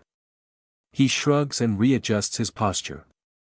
Massive muscles roll under his well-cut clothes like tectonic plates, attracting the eye as they readjust for maximum comfort. Great swathes of cloth groan and strain under the titanic pressure and buttons stretched to their very limit in a display that never fails to catch the eye. John captures Richard's attention, forcing it up to a pair of condescending dark eyes. A primal chemistry occurs in my nephew's mind, one that has guided his species for millennia. It goes like this. The human mountain range before me could probably snap my spine between two fingers. He looks like he lifts boulders for fun. I should respect him. He obeys the woman. Therefore, I should respect her. And there lays the crux of both my joy and my annoyance. My appearance is a lure to lower the guard of the most careful of foes. That same appearance prevents me from being taken seriously by those unfamiliar with the size of my network and bank account. Instead, they will fear John, the colossal paragon of virile masculinity, silently admiring the humongous size of his biceps. Even though I could massacre him in mere moments. Life is strange. In any case, Richard finally takes us seriously. I know what father thinks of my endeavor, miss. We had words. I must also admit that the one battle I have been in rid me of some of my preconceived notions on war. None of it matters, because I took an oath. My nephew searches my expression. Perhaps he expected a rebuke. He soon resumes his argument. I took an oath to defend my country and I fully intend to fulfill it. I resist the urge to remind him that he is hardly participating in a defensive war. It would be hypocritical of me to criticize someone fighting for more territory. And there is something else, he adds after a delay, I am fighting for my men. His expression changes as he speaks, going from declamatory to thoughtful. He turns his gaze to the flickering light of a candle as he delves into his own mind. At first I thought we would crush their army in a heroic fight. Charge their lines with sabers and bayonets in one glorious assault, with God on our side. When we got caught and surrounded with Thornton, it was a different affair. Messy. Confusing. And the smell. But what mattered is that I gathered my people and tried to get them out, and when we failed, I kept us together. 2 of the lads from the squadron tried to run for it by themselves and got shot down. Another squad got overwhelmed almost immediately. It was then that I realized how much of a difference I could make. Not for the whole war, mind you. For those around me. I think that was the first time I truly understood what responsibility meant. Richard stops there, and I can tell from the steel in his voice that he will not allow himself to leave so easily. I am intrigued, and decide to test his resolve. Richard, my coming here was your father's dying wish, I tell him with a soft voice. Surprise then grief animate the soldier, in a controlled display. He is troubled. I can taste it. Richard readjusts himself in his seat as his eyes shine with unshed tears. I give him a moment. My father is dead, he finally asks. Yes. And his dying wish was that I would come back. Ha! He got me there. Schooling my expression, I reply earnestly. No, his last wish was that I should protect you from dying pointlessly. He would not rob you of your choice, even if that choice leads to your death. Then I believe that I will stay. I allow myself a smile. If he stays, I have to stay. That was my promise. I cannot stop him from dying in battle, but I can protect him from nighttime ambushes, politics, and magical attacks. Although the task will be time-consuming, I admit that I would have been disappointed if he had broken his oath. Hopefully, the war will be brought to a swift conclusion. 2 nights later. The Accords constrain few freedoms when it comes to the management of one's territory. Constantine understood from the start that a federation of vampires from very different backgrounds could only be achieved by leaving the grumpy old monsters to their own designs whenever possible. Conversely, the rules defining intervention in each other's territory, general defense of our kind, and intervention in human conflicts are strictly defined. I keep a copy of the official document with my baggage just so that I can follow protocol to its last exacting detail. In this case, I was given leave to travel by Lord Yarrick but not leave to stay, which leads me to the Natalie's sovereign's personal hacienda by the sea. I need to negotiate my status as a long-term guest. I also need to ask him a few questions concerning John. He and Owens are now taking care of his security from a Natalie's base by Fort Texas. The front remains calm, for now, and I have no choice anyway. Métis and I follow a path along the beach, passing by shrubs and palm trees. The air smells of the ocean, damp earth, and orange trees. Jarrek's domain begins at a pair of white columns dug into the ground at an angle, as if by a giant. I suspect that it might actually be the case. The hacienda soon comes into view. The Natalie's compound is a curious collection of buildings showing vastly different architectures. The main building is a square block of yellow stone under a gently sloping roof made of red tiles. Lanterns decorate the inner courtyard and its vaulted promenade to show tables covered with food. It is also the only concession to local preferences. As I follow the path through a well-maintained lawn, I spot what looks like a medieval castle, a large house with a high roof covered with thatch with its entire façade displaying the wooden beams underneath the plaster. There is even a sort of massive circular hut. Even at the late hour, the land is filled with workers and their many children. The people are definitely on the muscular side of the scale. Even the bookish ones look like they could run miles without trouble. One such person approaches me with the uncertain manner of one who suspects I might be important, but not exactly how important. I am Ariane of the Eerie, I start. Oh, of course. Lord Yarrick has been expecting you. This way, please. Owen probably warned him of my coming. I climb down from Métis' back and follow after the subservient man to the side of the hacienda and onto a rectangular field dotted with athletic tools, deserted at this time of the night. In the distance, tilled fields alternate with wildland filled with shrubbery. Towers rise here and there, occupied by men with muskets. My surprise increases the deeper we travel into the property.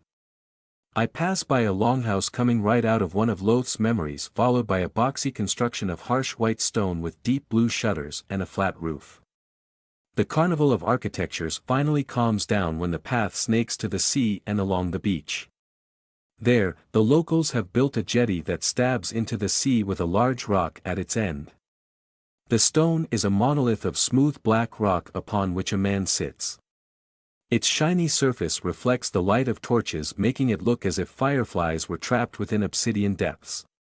My sense of perspective plays tricks on me as I take in the man meditating at its top.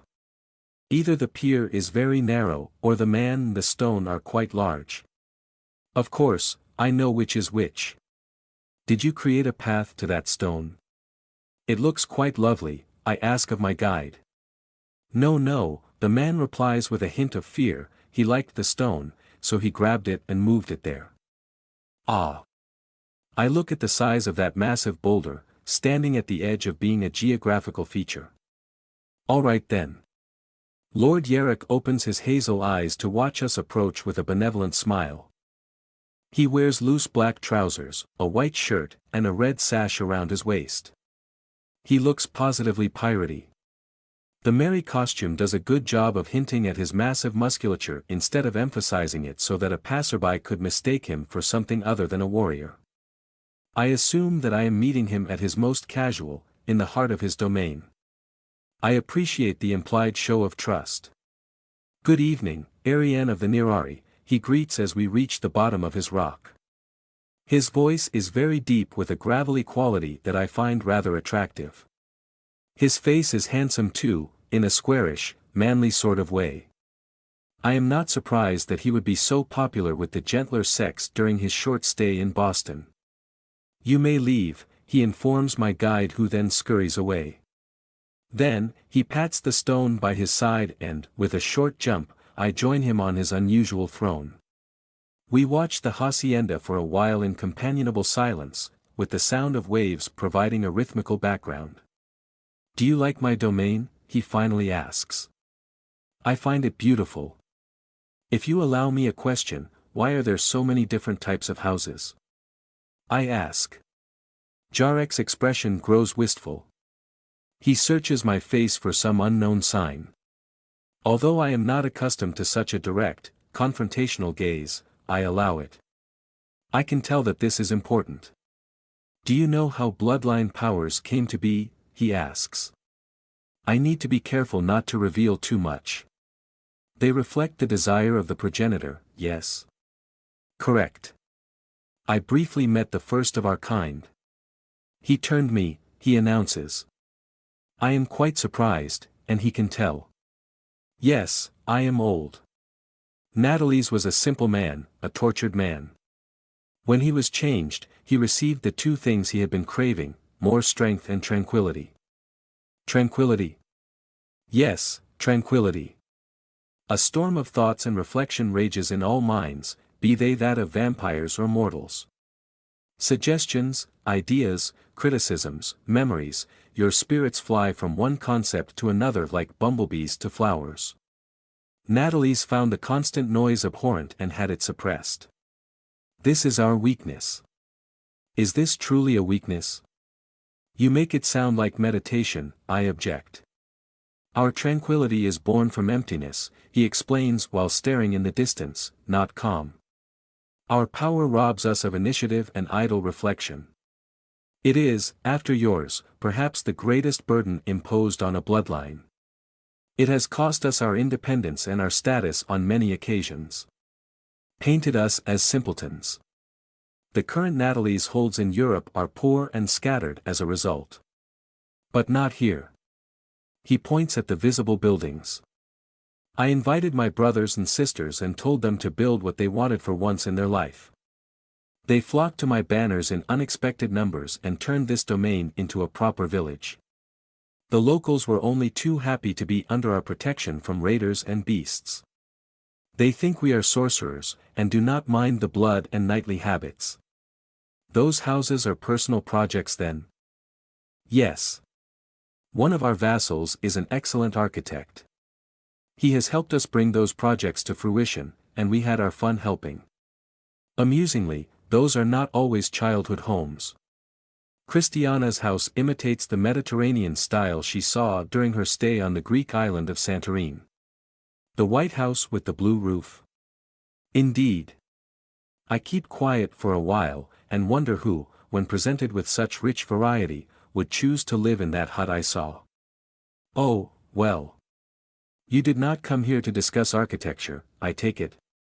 Yerrick notes with an amused smile. My apologies, and you are correct. I want to bargain for the right to stay in your domain. And keep an eye on your nephew? Until the war ends, yes. Yerrick ponders my request for a few seconds. You will assist me with a task of my choosing, and handle your own nourishment. You are allowed a retinue of no more than 10 people at any time.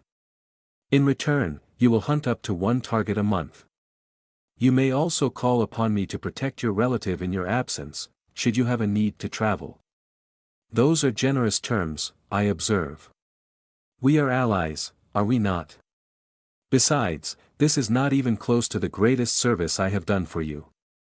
Yerrick turns to me and I am caught in the intensity of his stare. I am reminded now that he is ancient and powerful even when his aura remains politely subdued. Is it? He insists. John, I say. Indeed. Though you may want to call him Doe in public, as we already had a John. Why? Why what? He answers with deceptive lightness. Ah, a game. Why did you release him from your service to be by my side? John is a competent and loyal subordinate, and he is still a fledgling. You could have just detached him for a week instead of leaving him under my care so freely. It does not make sense. To my surprise, Lord Yerrick chuckles. The deep laugh rumbles in his chest like a small avalanche. You assume much, little devourer. For example, you assume that I frenetically gather assets and underlings like you do. Or like Sepher does. I have my haven and I have my friends with more on the way. One fledgling will not make a difference. But. Yerrick lifts his hand to forestall my protests. You are scrambling for power. Newly ascended masters do the same while Sepher does it because she cut herself from her power base, though admittedly, her latest stunt had already cost her their support. I do not function under the same imperatives. I intended to return John to you shortly. Your sire's timing merely forced my hand. And before you ask, no, I do not treat all my allies with so much care. Then why me? Because you are a devourer. There it is again. Allies and enemies alike treat me the way they do because of my bloodline, not because of how I act. I see that my words frustrate you, Yerrick states in an amused tone. I immediately school both my face and my aura. I will explain myself for your sake. When your sire came to me to request free operation within my land and secrecy therein, I accepted his terms because I had no choice. I gaze at Yerrick in wonder.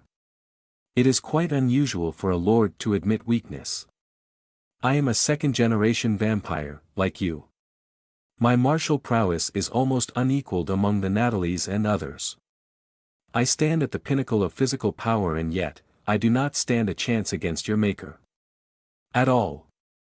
Nothing will ever narrow the gap between us. Lord Yerrick cracks a sliver of basaltic rock from the monolith under him between his fingers and flicks it in the ocean. Bloodlines are not made equal. None can match the intellect of the older Rosenthal lords, or the guile of the Hastings. We were never meant to balance each other. In terms of combat, devourers are in a class of their own if they live long enough. You are still a fresh and small little thing, and yet your power already matches that of a trained master while you have been one of us for only half a century. In another 100 years, you could be among the deadliest fighters in the world. You want me to oppose my sire, I state, but it is impossible. For now. Perhaps forever. It matters not. Any odds are better than zero. You are our only hope of ever matching Eerie in his second, so when I learned that you had been captured I dispatched Owens and our newest fledgling to your location. I ordered the pair to stand ready to assist you when you escaped and, as I expected, you did. I left Doe with you because you might need more help and this is as much as I can get away with. Something he said bothers me. I am not the only living free scion. I know of Sviatoslav. Yarek shakes his head. Your brother chose another path. He roped himself in codes and obligations. His oaths are both armor and shackles. He picked the bow as his sole weapon too, thus forfeiting your emblematic power. I remember Torin mentioning it and shake my head, still disbelieving. Why would he use a bow as a sole weapon? The crystallized essence is meant to be used to fight against our own kind as it would be wasted on anything else. And he chose a bow. Unthinkable, from my perspective. I hold guns in high regard, and I still know better than to rely on something that runs out of ammunition so quickly to fight against another vampire. Your reaction speaks for itself, young one. Only you walk in the steps of your progenitor. I really cannot catch up, I observe. Again, Yarek does not seem disappointed. If we are to oppose him, your strength alone will not suffice. It will, however, be the bare minimum required to even think of fighting. You understood that. That is why you have not scoured the land imbibing blood wherever you went. Your hunts have been efficient and you have taken time to learn how to duel, and apparently how to cast spells as well. This is the proper way. If you cannot win a contest of strength, then do not fight a contest of strength. You have been keeping tabs on me, I reproach. My arcane training is not common knowledge. Of course, I have. Me and the others. You are not the only investment we have made to improve our chances, but you are one of the more promising. You are preparing for conflict besides fighting my sire. Indeed. We expect our European cousins to start testing us quite soon. There are some on this land who will side with them and others, like me, who would rather be left alone. A devourer could be a game changer if you survive that long. You seem quite confident that I would side with you, I remark, a bit miffed that they would assume so much. I am, he answers calmly. Annoying. Your aura has changed, he remarks after a few seconds. I know what you have been through. My aura. Could it be because I went rogue? Do not worry, those of us who can tell have been through the same thing. There is no stigma. Remember the pain and more importantly, remember that you endured it. I wish to return to my meditation. You may stay here at any time you wish in the future. I will contact you when I have decided upon a task. For one moment I consider asking about the spiky growth that appeared when I went mad, but I know when I have been dismissed, and so I stand, curtsy, and climb down the rock. A female vassal with pale skin and a lazy smile awaits me at the end of the pier to show me to my quarters. As we walk, I think. I should have expected Yarek and the others to plan for an eventual conflict with the major clans. They are the ones who can actually do something, and also those who have the most to lose. I did not imagine that they would try to nurture me as a sort of deterrent against them and my sire. Sometimes, I find it difficult to assess exactly how important I am to various factions. This time, their hope in my potential saved my sanity. In any case, I must now focus on finding tools and knowledge to use against my kind, and the sooner I get started, the better. As to who can help me, why, the answer is obvious. My friend glares at me with disdain though there is mirth in his brown eyes. Oh, great one, the Rosenthal Consortium is simply amazed by your insight. We need powerful artifacts and magic to oppose Lord Eerie. What a revelation. We, who have been the custodians of our kin for the past few centuries, have never ever considered that we needed a contingency plan in case he threw the gauntlet. Truly, the light of thine intellect shines upon thine unworthy. Yes, yes, I get it, I am not the first to come up with this obvious idea, I interrupt, rolling my eyes. Please spare me the sass and tell me if I can join your merry band of peaceful murder planners. You need a hand to wield those mysterious tools, no? Salim's face wavers in the mirror I use to contact him, courtesy of the Natalies. My control is not yet perfect. The mirror's surface undulates like a sea at low tide from the power I feed it. When he speaks again, his voice is serious. Am I to understand that you intend to go against your sire if you can? Yes, I do. Ariane, I need you to be sure. If you wish to commit with us there will be binding agreements. We have a friendly and fruitful relationship going, retracting your proposal would not go well. Yes, I am quite sure. He pauses for a moment, giving me a chance to reconsider. I have no need to do so. Very well. I will contact my hierarchy. Expect us to get in touch very soon. Goodbye Ariane. Goodbye, Salim. I close the connection. The die is cast and all that. In a way, meeting Nirari and Malakim was salutary. It reminded me of the end game. There is another I could contact, who could grant me much power. I focus my attention on the mirror once more and push south, very far to the south. Soon, a connection is formed and I pour a torrent of power in the construct to stabilize the link. The face of a small boy with a beret on top of his fluffy dark hair appears, bobbing up and down with excitement. Oh hello there. Greetings Machias, I would speak with Sinead, if you please. I have a business proposal for him. The childish countenance falls away and what smirks now does so with sharp little teeth. When I arrived in camp, dysentery did not rate high in the list of probable causes of death for Richard. That was underestimating mortal stupidity. The army made camp on the banks of the Rio and waited for reinforcements before heading south. Between June and July of 1846, its ranks swelled from 2 to 10,000 with an influx of volunteer regiments. The newcomers are a rabble of unsanitary louts. The stench of their squalid dens alone can be smelled from a mile away, 5 if I stand downwind. Between this, the Rio Grande's waters, and the sweltering heat, the camp at Camargo has become a haven for all sorts of diseases. I end up bringing a medical mage from Marquette just to make sure my relative would not end up as a dehydrated corpse wallowing in his own refuse. Fortunately for me, though unfortunately for them, volunteers are the first victims of their own lack of preparations. Most of the regulars remain untouched. When it becomes clear that Taylor will not campaign at the height of summer, I relax my constant surveillance and agree to my first mission for the Natalies. This land is warm. Even now at night, I can smell the remnants of heat on the yellowed grass, the cracked earth. Shrubs of darkened wood speak of a day without shade or respite. An open-air oven. Métis steps cause little puffs of dust to pop in the air.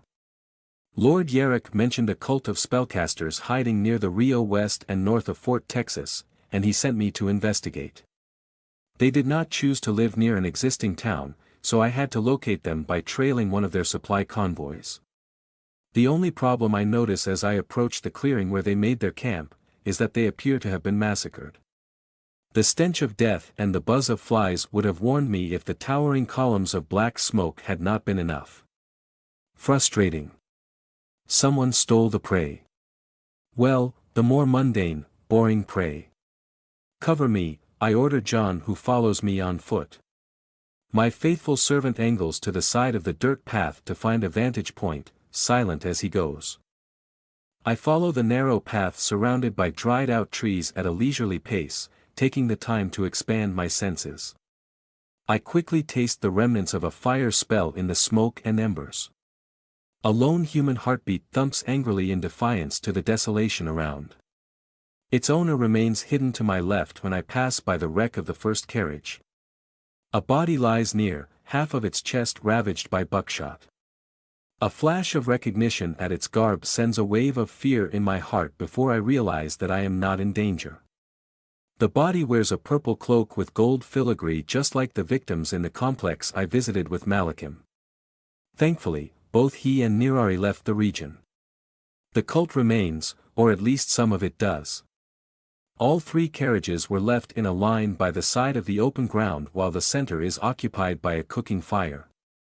Only the last item was ever meant to be ignited. Cultist handymen in simple clothes lie here and there while their four guards still grab their weapons with the stiff grip of rigor mortis. They certainly put up a fight, but they only managed to fell two of their attackers. There were three. On the other side of the clearing, near the first shrubs that cover the hill, I spot the corpse of a man who fell where he fought. He gazes at the stars with his one remaining eye. A lucky shot caught him right in the head. Another was dragged against a desolate tree, exsanguinated. His lifeblood smears his shirt and improvised bandages, shining a delicate shade of crimson against the steady fire. The pool around his prone figure shows that the efforts to save him were in vain. He is young. I lightly nudge Métis and she stops. I stare at the lone survivor's hiding place until he stands up cautiously, red-coated hands strangling a shotgun. Well, I'll be a woman. Fantastic tools of deduction there. I make no effort to move or breathe. He is a lone human under no particular protection, my staple food these days. And what's a pretty thing doing alone, here at this hour, he demands. I inspect him with some interest as he does the same. He is a man of medium size, well-built, with light brown eyes and a magnificent dark mustache that splits his head in two like an axe wound. He wears a long duster powdered with red earth, caked blood up to his elbows, as well as a wide-trimmed hat. A revolver hangs by his side and he bears on his breast the star of a marshal. A lawman. How quaint. Are you an officer or are you a bandit? I retort with innocence. The man is cautious, and I respect him for that. He alternates nervously between Métis, me, and some unidentified threat at our back with his gun brandished as if daring us to act. Marshal Sheridan, ma'am, Texas Ranger. Now I'll ask you to kindly tell me what the hell you're doing out here, he says, and lifts a hand to grab Métis' bridle. My precious nightmare lifts her head, suddenly interested by 5 potential crunchy snacks. I would not try that if I were you, I suggest, and his hand falls away. I can see the telltales of a man at the end of his rope. His nerves are raw and exposed, visible in the erratic movements of his hands and the bloodshot quality of his eyes. You and I were after the same quarry, except that I intended to follow them to their base and you removed that option. Those men were mad, he suddenly screams, mad as hares the lots of them. Lunatics. I'd never. The shotgun in his hands aims down. A great shiver shakes his tired frame. A dam opens. They never gave us the time. We were just asking questions. I have been a ranger for 4 years and I have never seen such a Logan. James. I am sorry. As quickly as it appeared, the weakness is hidden behind a curtain of steely resolve. Sheridan regains control of his emotion with visible effort. That ain't here or now. Lady, you are confusing me. Quarry you say? That doesn't sound right at all. How did you know? He asks with distrust. I told you. We are after the same people. What differentiates us is that I knew exactly what I was going to face. I did not exactly lie. I exaggerated. Exaggerating is a form of gloating, and a perfectly acceptable occupation for a respectable young vampire. Devilry, Sheridan mutters. He resumes his inspection, this time more thoughtful than wary. His gaze travels along my travel dress, the lightly armored kind, my rifle, and to the revolvers on my hips. Do you even know how to use those? He scoffs. I draw and shoot his cap off. I do not move, except for patting the gun I used to unhat him. Métis snorts, as is her wont when someone gets humiliated before her august presence. Sheridan climbs to his feet and recovers the mishandled headdress. He shoves a finger in the newly made ventilation hole. "You are welcome, Sheridan," and shakes his head for what must have been the 12th time. "I must be mad. I find it amusing that you would face a flame-tossing wizard, yet a girl with a gun aggravates you." "I had heard about flame-tossing wizards before," he grumbles, before stepping back. "The world has turned on its head. Or I was indeed shot, and I am lying in some ditch hallucinating the whole scene. Or perhaps someone came to answer your call in your hour of need. Do you bring salvation?" he asks, hope flaring. "Perhaps. Are you an angel?" he says with uncertainty. I give him my most unmoving, cold smile. I let the dancing lights of the improvised funeral pyre shine on a hint of fawn, red and shiny. Just enough to make him flinch. Métis rakes the ashes beneath her with a heavy hoof. "Do I look like an angel?" I get a great answer. Sheridan scrambles back, white as a sheet. He signs himself in his terror as his succulent heartbeat drums a merry tune to complement the crackle of the fire. "I missed this. If you are here for my soul." Nothing so crass, I assure you. As I said, I am here to, shall we say, purify this land of their presence. Us meeting here was merely divine providence.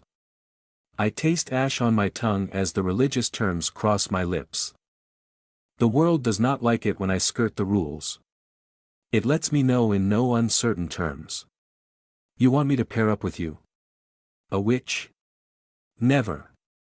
The Lord is with me and I will never align with the forces of evil. Ah, so you would leave those who murdered your friends unpunished. I understand.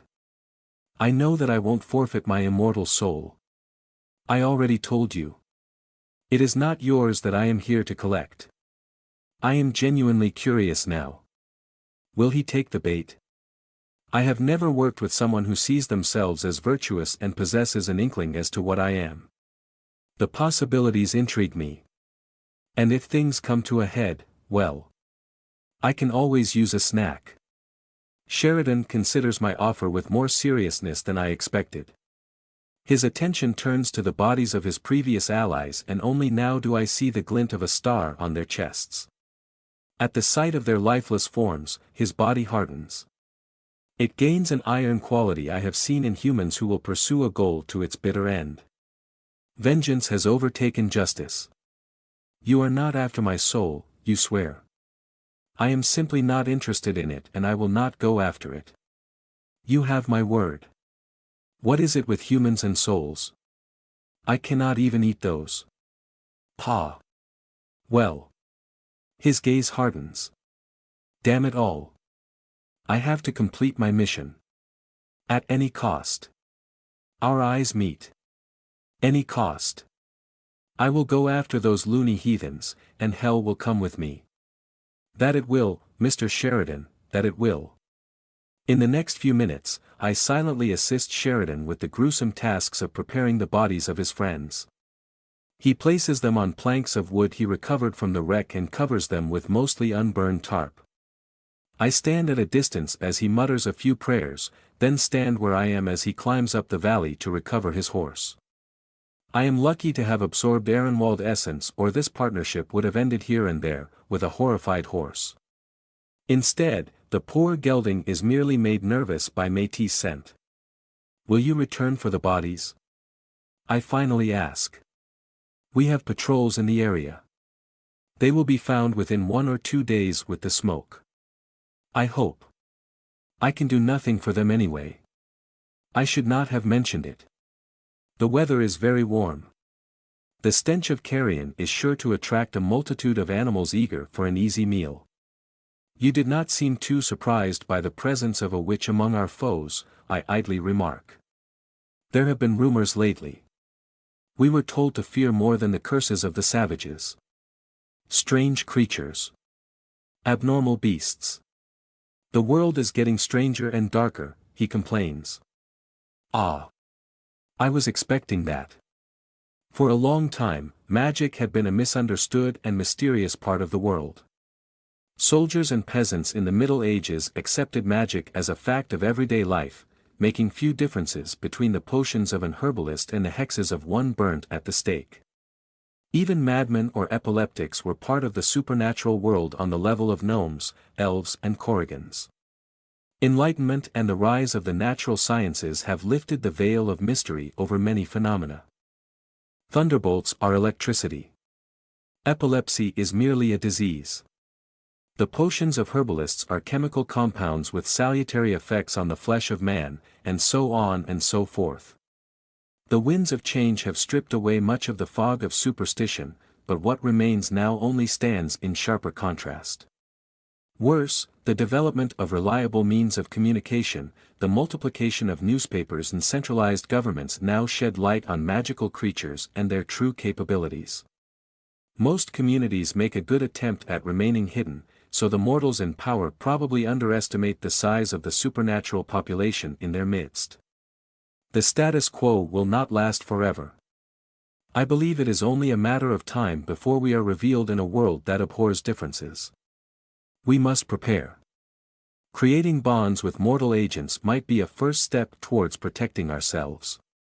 I will treat my cooperation with Sheridan as a proof of concept and converse with Sepher. She has her fingers in a great many pies, and she understands politics better than most. If anyone knows how to manage the transition when it happens, it will be her. As I ponder, we follow the lone track away from the encampment and towards a series of hills in the distance. The night is as bright as a winter day, with a gibbous moon on a cloudless sky. I find myself bubbling with questions. So, have you hunted witches before?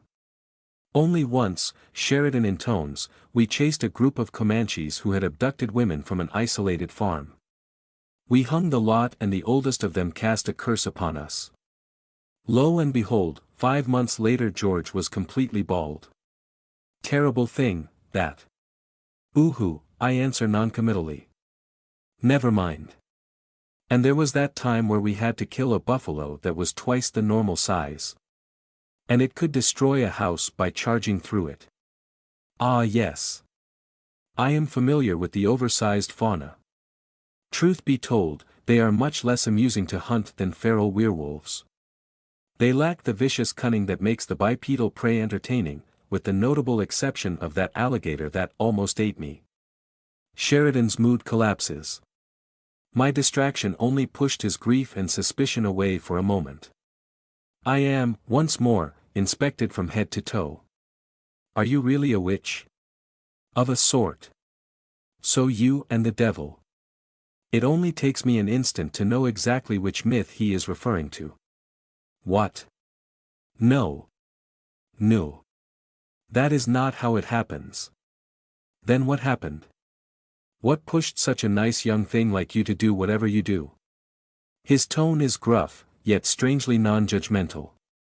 I remain silent for a while, searching his face for signs of disgust and finding none. Whether out of misplaced chivalry or true curiosity, his interest appears genuine. It is, I believe, the first time in my life that someone asks me this question. The men and women I interact with either do not care or know better than to ask. There has not been a single devourer turned consensually since the first one. We were only allowed to die after being broken and humiliated. It was not by choice, I begin, and falter under this stranger's full attention. I never considered how to explain it. It was not by choice, I try again, I met someone at a social event a long time ago. The devil? The closest thing this world has to the devil. He was mature, handsome, and charming. He was also an acceptable prospect for a well-to-do young woman.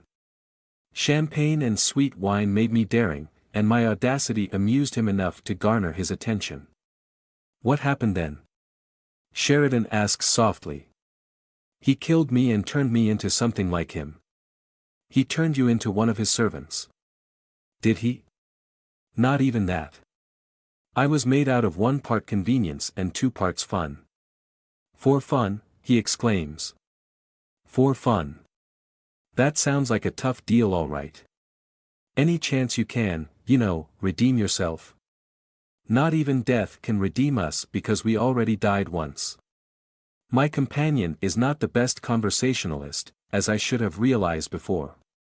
He ruminates on my words.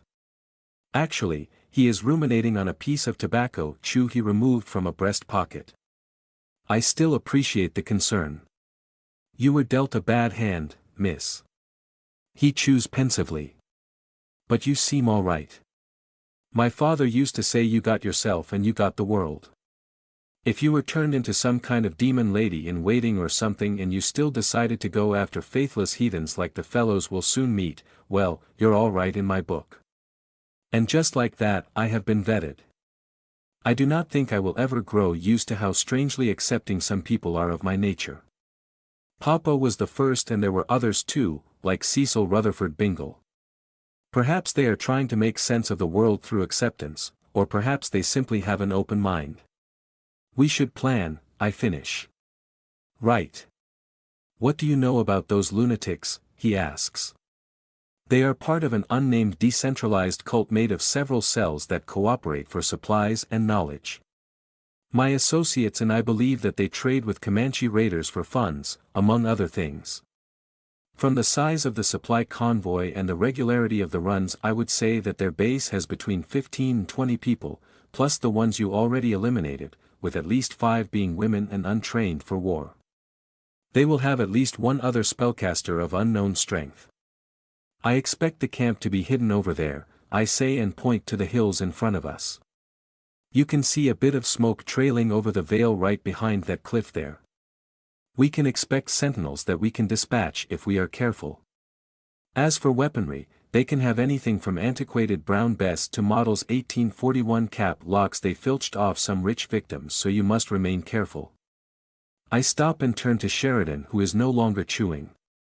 His mouth hangs open. You sure know your business, huh, he finally says. I always prepare if it is at all possible. Why? What put you on their trail? Kidnapping. Lots of settlers around here. Sometimes, some go missing. Bandits, raiders, sometimes they just get lost or die from diseases. We help whenever we can.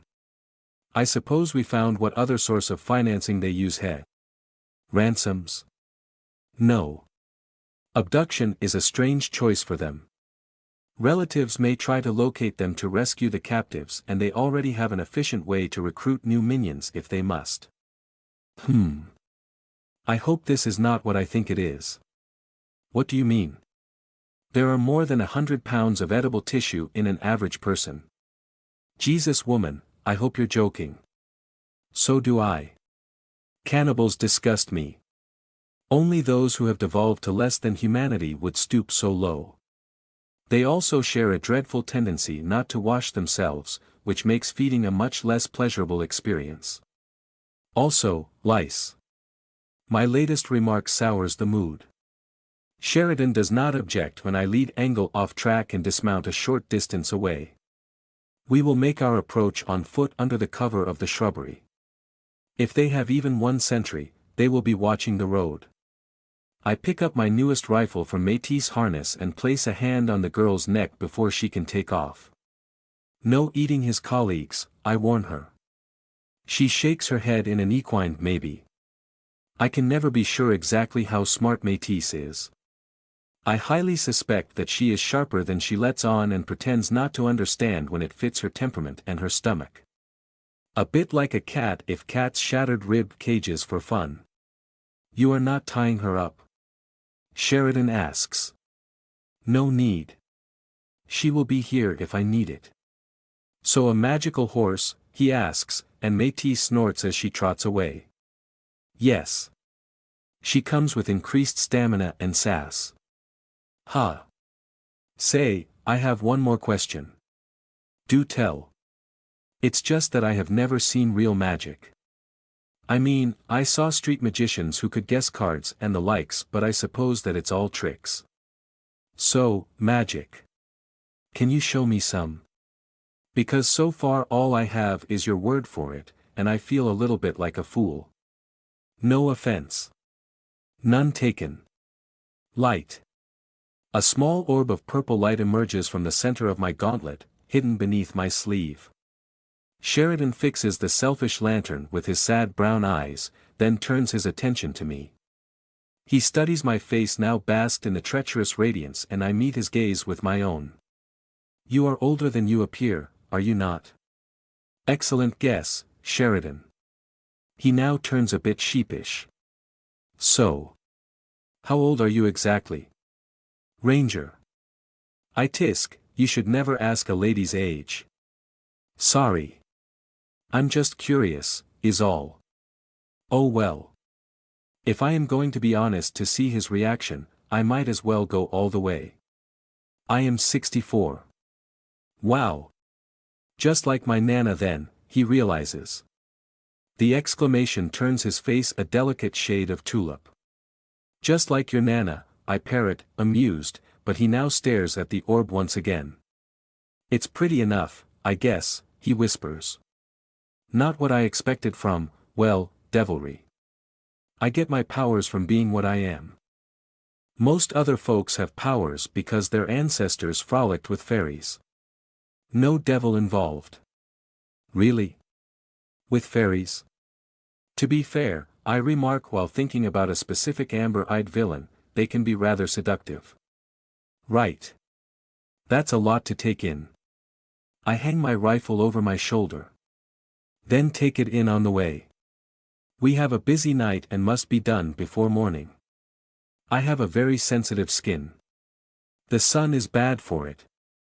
What, will you burst into flames? He laughs. Yes. Oh. We move forward in silence.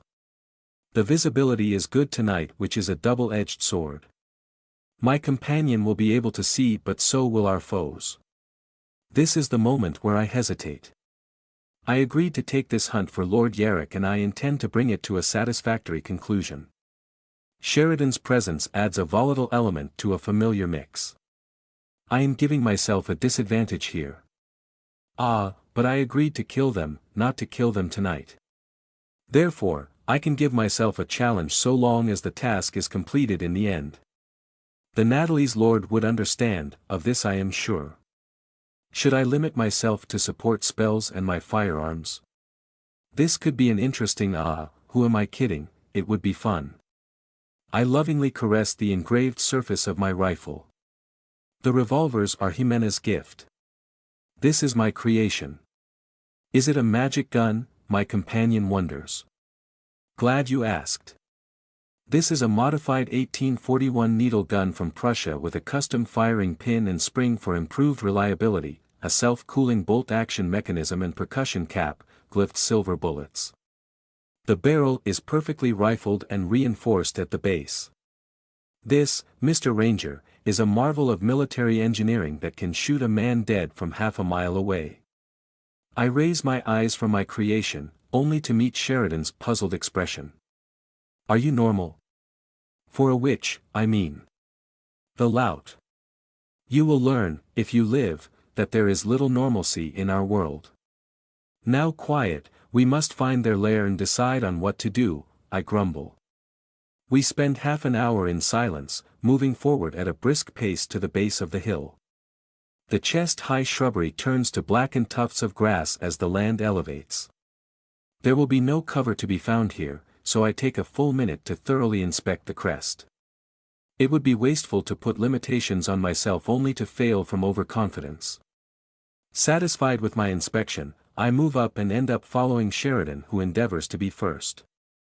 He sometimes casts a glance back as we scale the incline, and the ease with which I keep up needles his pride, so that he has turned into a sweaty, hard-breathing mess by the time we near the summit. Do you have some sort of demonic constitution? He gasps.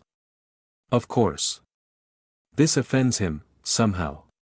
Look, I whisper, and point in the distance. Over the ridge of the hill and on the flank of the next, about 200 paces away, the cultists have created a small encampment out of a strange ruin. While we have treaded soil on our way up, the opposing slope is rust-colored stone, sheer and vertiginous. The remnants of a village merge seamlessly with the geography, brick walls of the same dye allowing spaces for houses and other buildings. The settlement huddles around a central well next to which the earth is moist and dark. The cult only made a token effort to fit out the place. Most dwellings lie gutted and empty. Only a few openings have been covered with undyed tarp.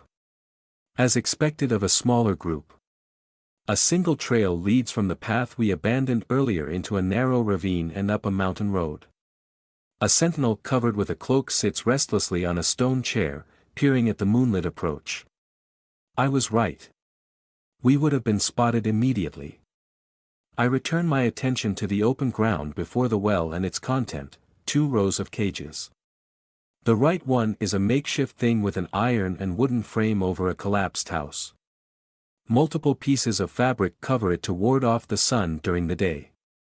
I spot moving skin and clothes through the multiple openings. The kidnapped victims.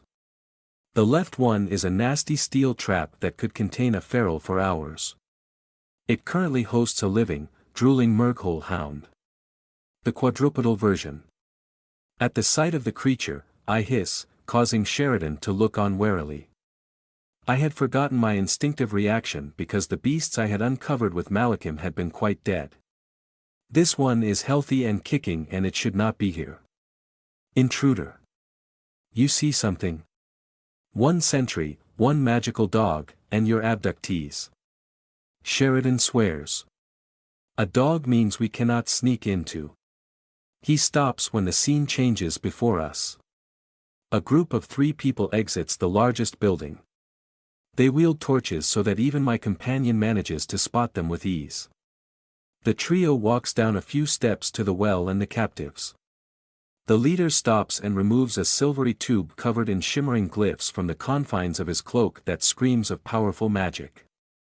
Surprisingly, I feel nothing even if I should be able to perceive its aura with no barrier between us. Even focusing my attention on it yields no result. What are they doing? Sheridan whispers. The 2 other men are clearly muscle. They walk to the human cage and get in. I strain my ears and get a few panicked screams and the telltale impact of a fist on someone's flesh in the still night. The goons soon drag a young man away from the cage, punch an older woman in the face when she tries to stop them, then slam the entrance close. They drag their victim towards the hound. A hand clamps on my shoulder, causing me to hiss once more. The issue is not physical contact, the issue is boundaries. Woman, give me that gun, Sheridan orders. Remove your hand. My tone brooks no compromise, and the man knows it. Reflexive charm brings the point home with more certainty than a pistol to the head. We have reached the breaking point long before I anticipated it. I was entertaining an amusing distraction. He was riding with the flow, my strange presence like a fevered dream after the loss of his partners. Something pushed him forward. Something stayed my hand. I feel fate tug on me once again, but this time I will do nothing. This moment belongs to him. The world around me tastes of the moment before the fall, when gravity still has to assert itself. Can you make the shot? Sheridan asks, his face ghastly. I am showing my fangs now. Yes. It will reveal our position. Make my task harder. The child is at the cage now. One of the goons climbs on top of it. The hound slams against its prison, in vain. The cage is secured. Will you not save them? Remember who you are talking to. A hesitation. What will it take for you to save them? Supplicant. Not just supplicant. Something more. A man who would accept me for who I am without being a monster himself. I have been looking for someone like you for a very, very long time. Someone who would keep his values and his codes and still tolerate my nature. Let me be clear. I can save all those bumpkins you never met and yet value so much. I can put a bullet in the head of anyone who approaches their cage, then move closer and do much worse. I can do all of that and you cannot because all you have is a pistol and a crappy shotgun made from pig iron served by your pathetic mortal senses. I can do this for you. The first goon opens a smallish trapdoor. The hound rams its massive, ugly lamprey mouth into it and receives a few smacks of a truncheon for its trouble. In return, you will come and see my world. One hunt is all I ask. Join me, and find out how far that midsummer night dream carries you. The second goon lifts the terrified wreck of the teenager to the top of the cage. Yes, damn it, yes. I will see. I want to see. Show me the world as it is. Something clicks. Then my firing pin clicks. The deflagration takes the cultists by surprise, especially the one on top of the cage when the bullet hits him in the neck. I was aiming for the head but, well, he jumped.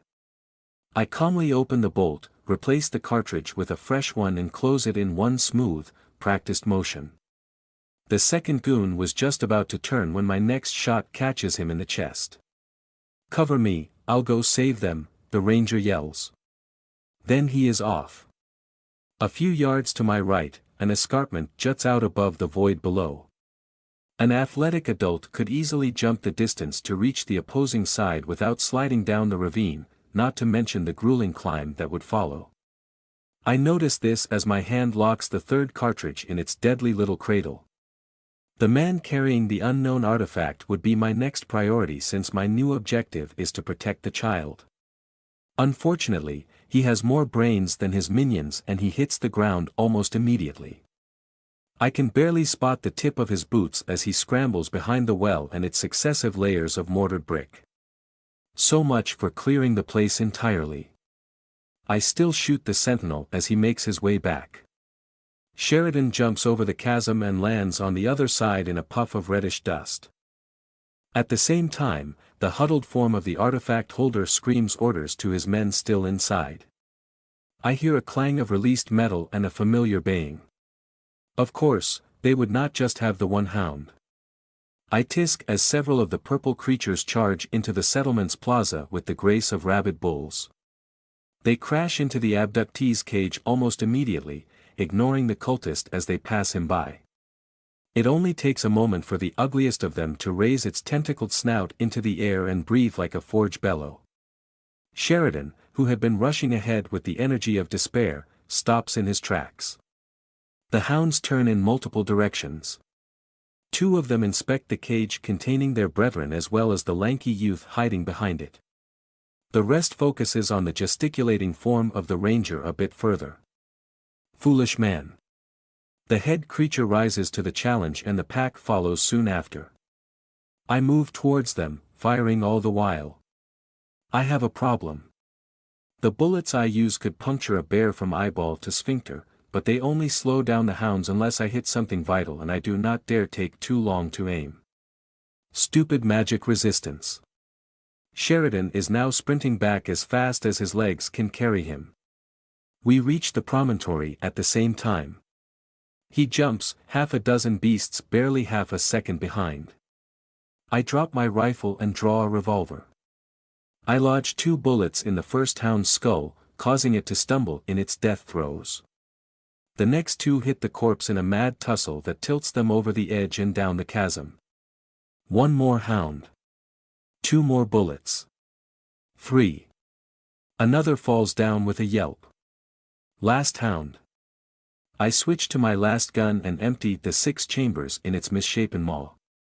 The lead creatures smash into the rocks below. Their ululating shrieks cease. Silence returns.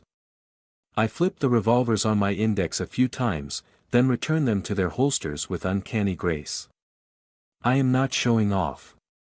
Alright, I am showing off, but only to impress the mortals. Displays of skills are an essential part of proper gloating. A quick levitation spell and my rifle jumps into my waiting hand. The shock on Sheridan's face delights me. Where did you learn how to shoot like that? Now is not the time to be impressed, I soberly inform the man I was trying to impress, the work is not done. Yes, of course. The child. And off we go, running in the other direction again. I make a note to return later and make sure the dead hounds are actually dead. A quick jump, and we rush up the cliffside road to the pair of cages. Let's stay low, Sheridan orders, and well he does. We have barely topped the incline when the first bullet flies over us like a furious wasp. Hold fire, damn it, a commanding voice hollers in the distance. Ah, the joys of having incompetent underlings. That is why we vampires only recruit carefully instead of raking in anyone with 2 legs and a pulse. Sheridan sprints forward and fires his shotgun at one of the many maws in the ruin's pockmarked face. Someone yelps in pain. Not bad. The ranger uses the distraction to slide against the cover of the well. He drops the discharged weapon and grabs his sidearm, a genuine Colt Patterson. Bullets impact the well, showering us with stone shards. Very eloquent, I comment. You know, before tonight I had only been in a shootout twice. In 4 years of service, Sheridan replies conversationally. The hail of bullets intensifies, which means that we will soon have a few seconds while those idiots all reload at the same time. I take a peek over the edge, only to see the man with the artifact lifted.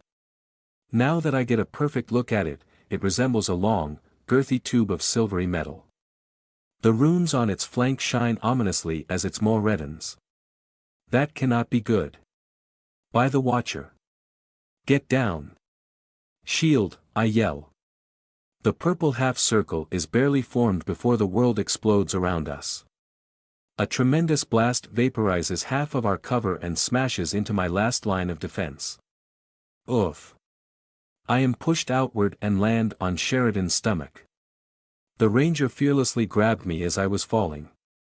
The shield cracks, but the strength is enough to deflect the projectile, which impacts the other side of the ravine in a great shower of carbonized dust and black grass. My ears ring. I feel like I was punched in the gut with a ship prow. Sheridan lifts me up with a wince and a cough. A cloud of brick powder masks our presence now, and the gunfire has abated as our foes wait for the dust to settle. If I were them, I would expect our remains to fit in a snuff box. The feedback from the broken spell courses through my essence, and I grit my teeth in pain and anger. Even more so when I take in the desperate state of my combat dress. It was the last one too. Ugh. Can't my foes spend one bloody night without ruining my wardrobes?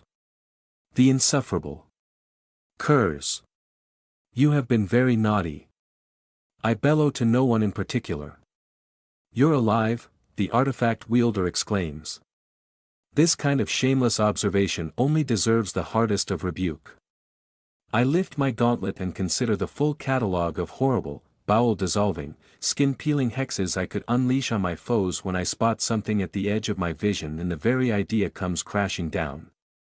Inside the cage, the one surviving hound gnaws on a steel bar with unmitigated ferocity, giving me a full vision of its collar.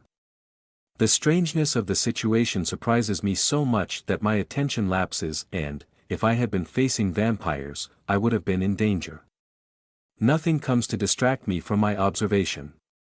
Someone fastened a restraint around what passes as a neck of this horrid creature. The apparatus is unlike anything I have ever seen. Segments of dull straight metal alternate with modular, spring-like contraptions that keep the thing close to the beast while allowing a full range of motion. A larger cylinder on the side houses a glassy capsule inside of which sloshes a blue liquid. Its design is not just specifically made for the hound, it also shows a completely alien sense of aesthetics or lack thereof, a sterile mesh of elements as meticulously made as they are bland. It is, without a doubt, new. The abomination it is stuck to has not yet found the time to despoil its smooth surface. The very sight of it fills me with rage. Intruder. Outsider.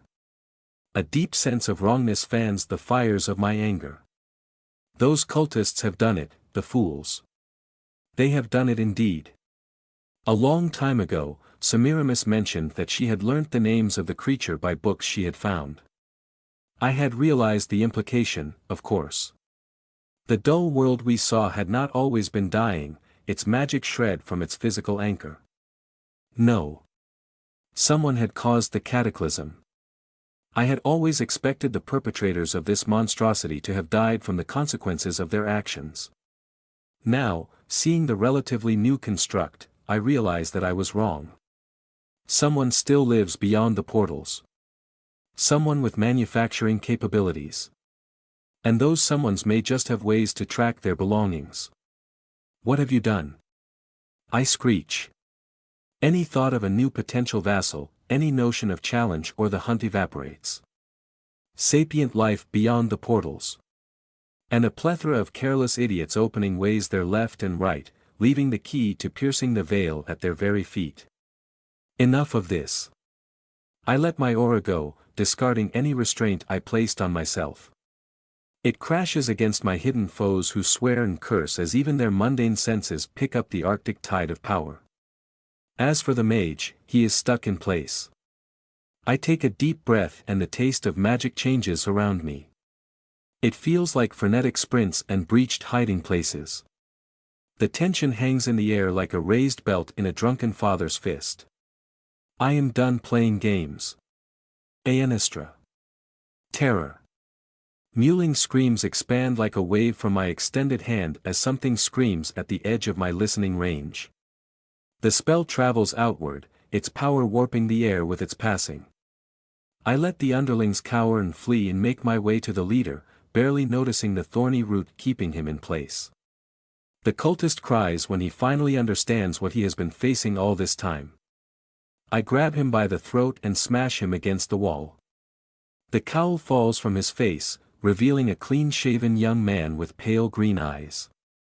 His aura flared after he dropped the cylinder. I have questions. I will answer everything you ask truthfully and completely if you agree to let me go, and if neither you nor your servant pursue me, he babbles. Amusing.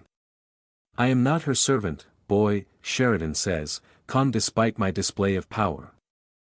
I aimed the wave of terror forward so he and the other captives remained unscathed. This should be amusing. You get 1 night of respite. For 1 night, neither he nor I nor the prisoners will be allowed to pursue nor strike you. Refuse and I will start interrogating you thoroughly. Do try me. I have much on my mind. I agree to your terms, the mage hiccups between sobs. Good. Where is your portal? Inside. In the main building. It's inactive now. Do the other cells know how to open gates as well? Yes. We are mapping the new world. We will find paradise, eventually. I stop for a moment and relax my hold on his neck. I beg your pardon. Beyond limbo, there is Elysium. We will find it. They think this is the afterlife. The Watcher saved me from those superstitious monkeys. Why is there a hound with a collar here? The hounds of hell suck life and magic alike. We believe someone was controlling this specimen. We poisoned it and found remnants of a corpse in the vicinity, but I do not have it. The cadaver was taken by another cell. It looked like a short man, that's all I know, I swear. So, the handler was dead. Perhaps we have some time before we are found. Perhaps he was the last of his kind. Bah, who am I kidding? A dying man on a desolate world could not have forged that. I spend a few more minutes asking him about the location of other cells, but it soon becomes clear that my captive sits rather low on the cultist totem pole. Even the people shooting at us from inside the structures were just laborers, not trained soldiers, and they surrendered to my companion without any more effort on my part. You may go, I finally inform the mage as I toss him on the side.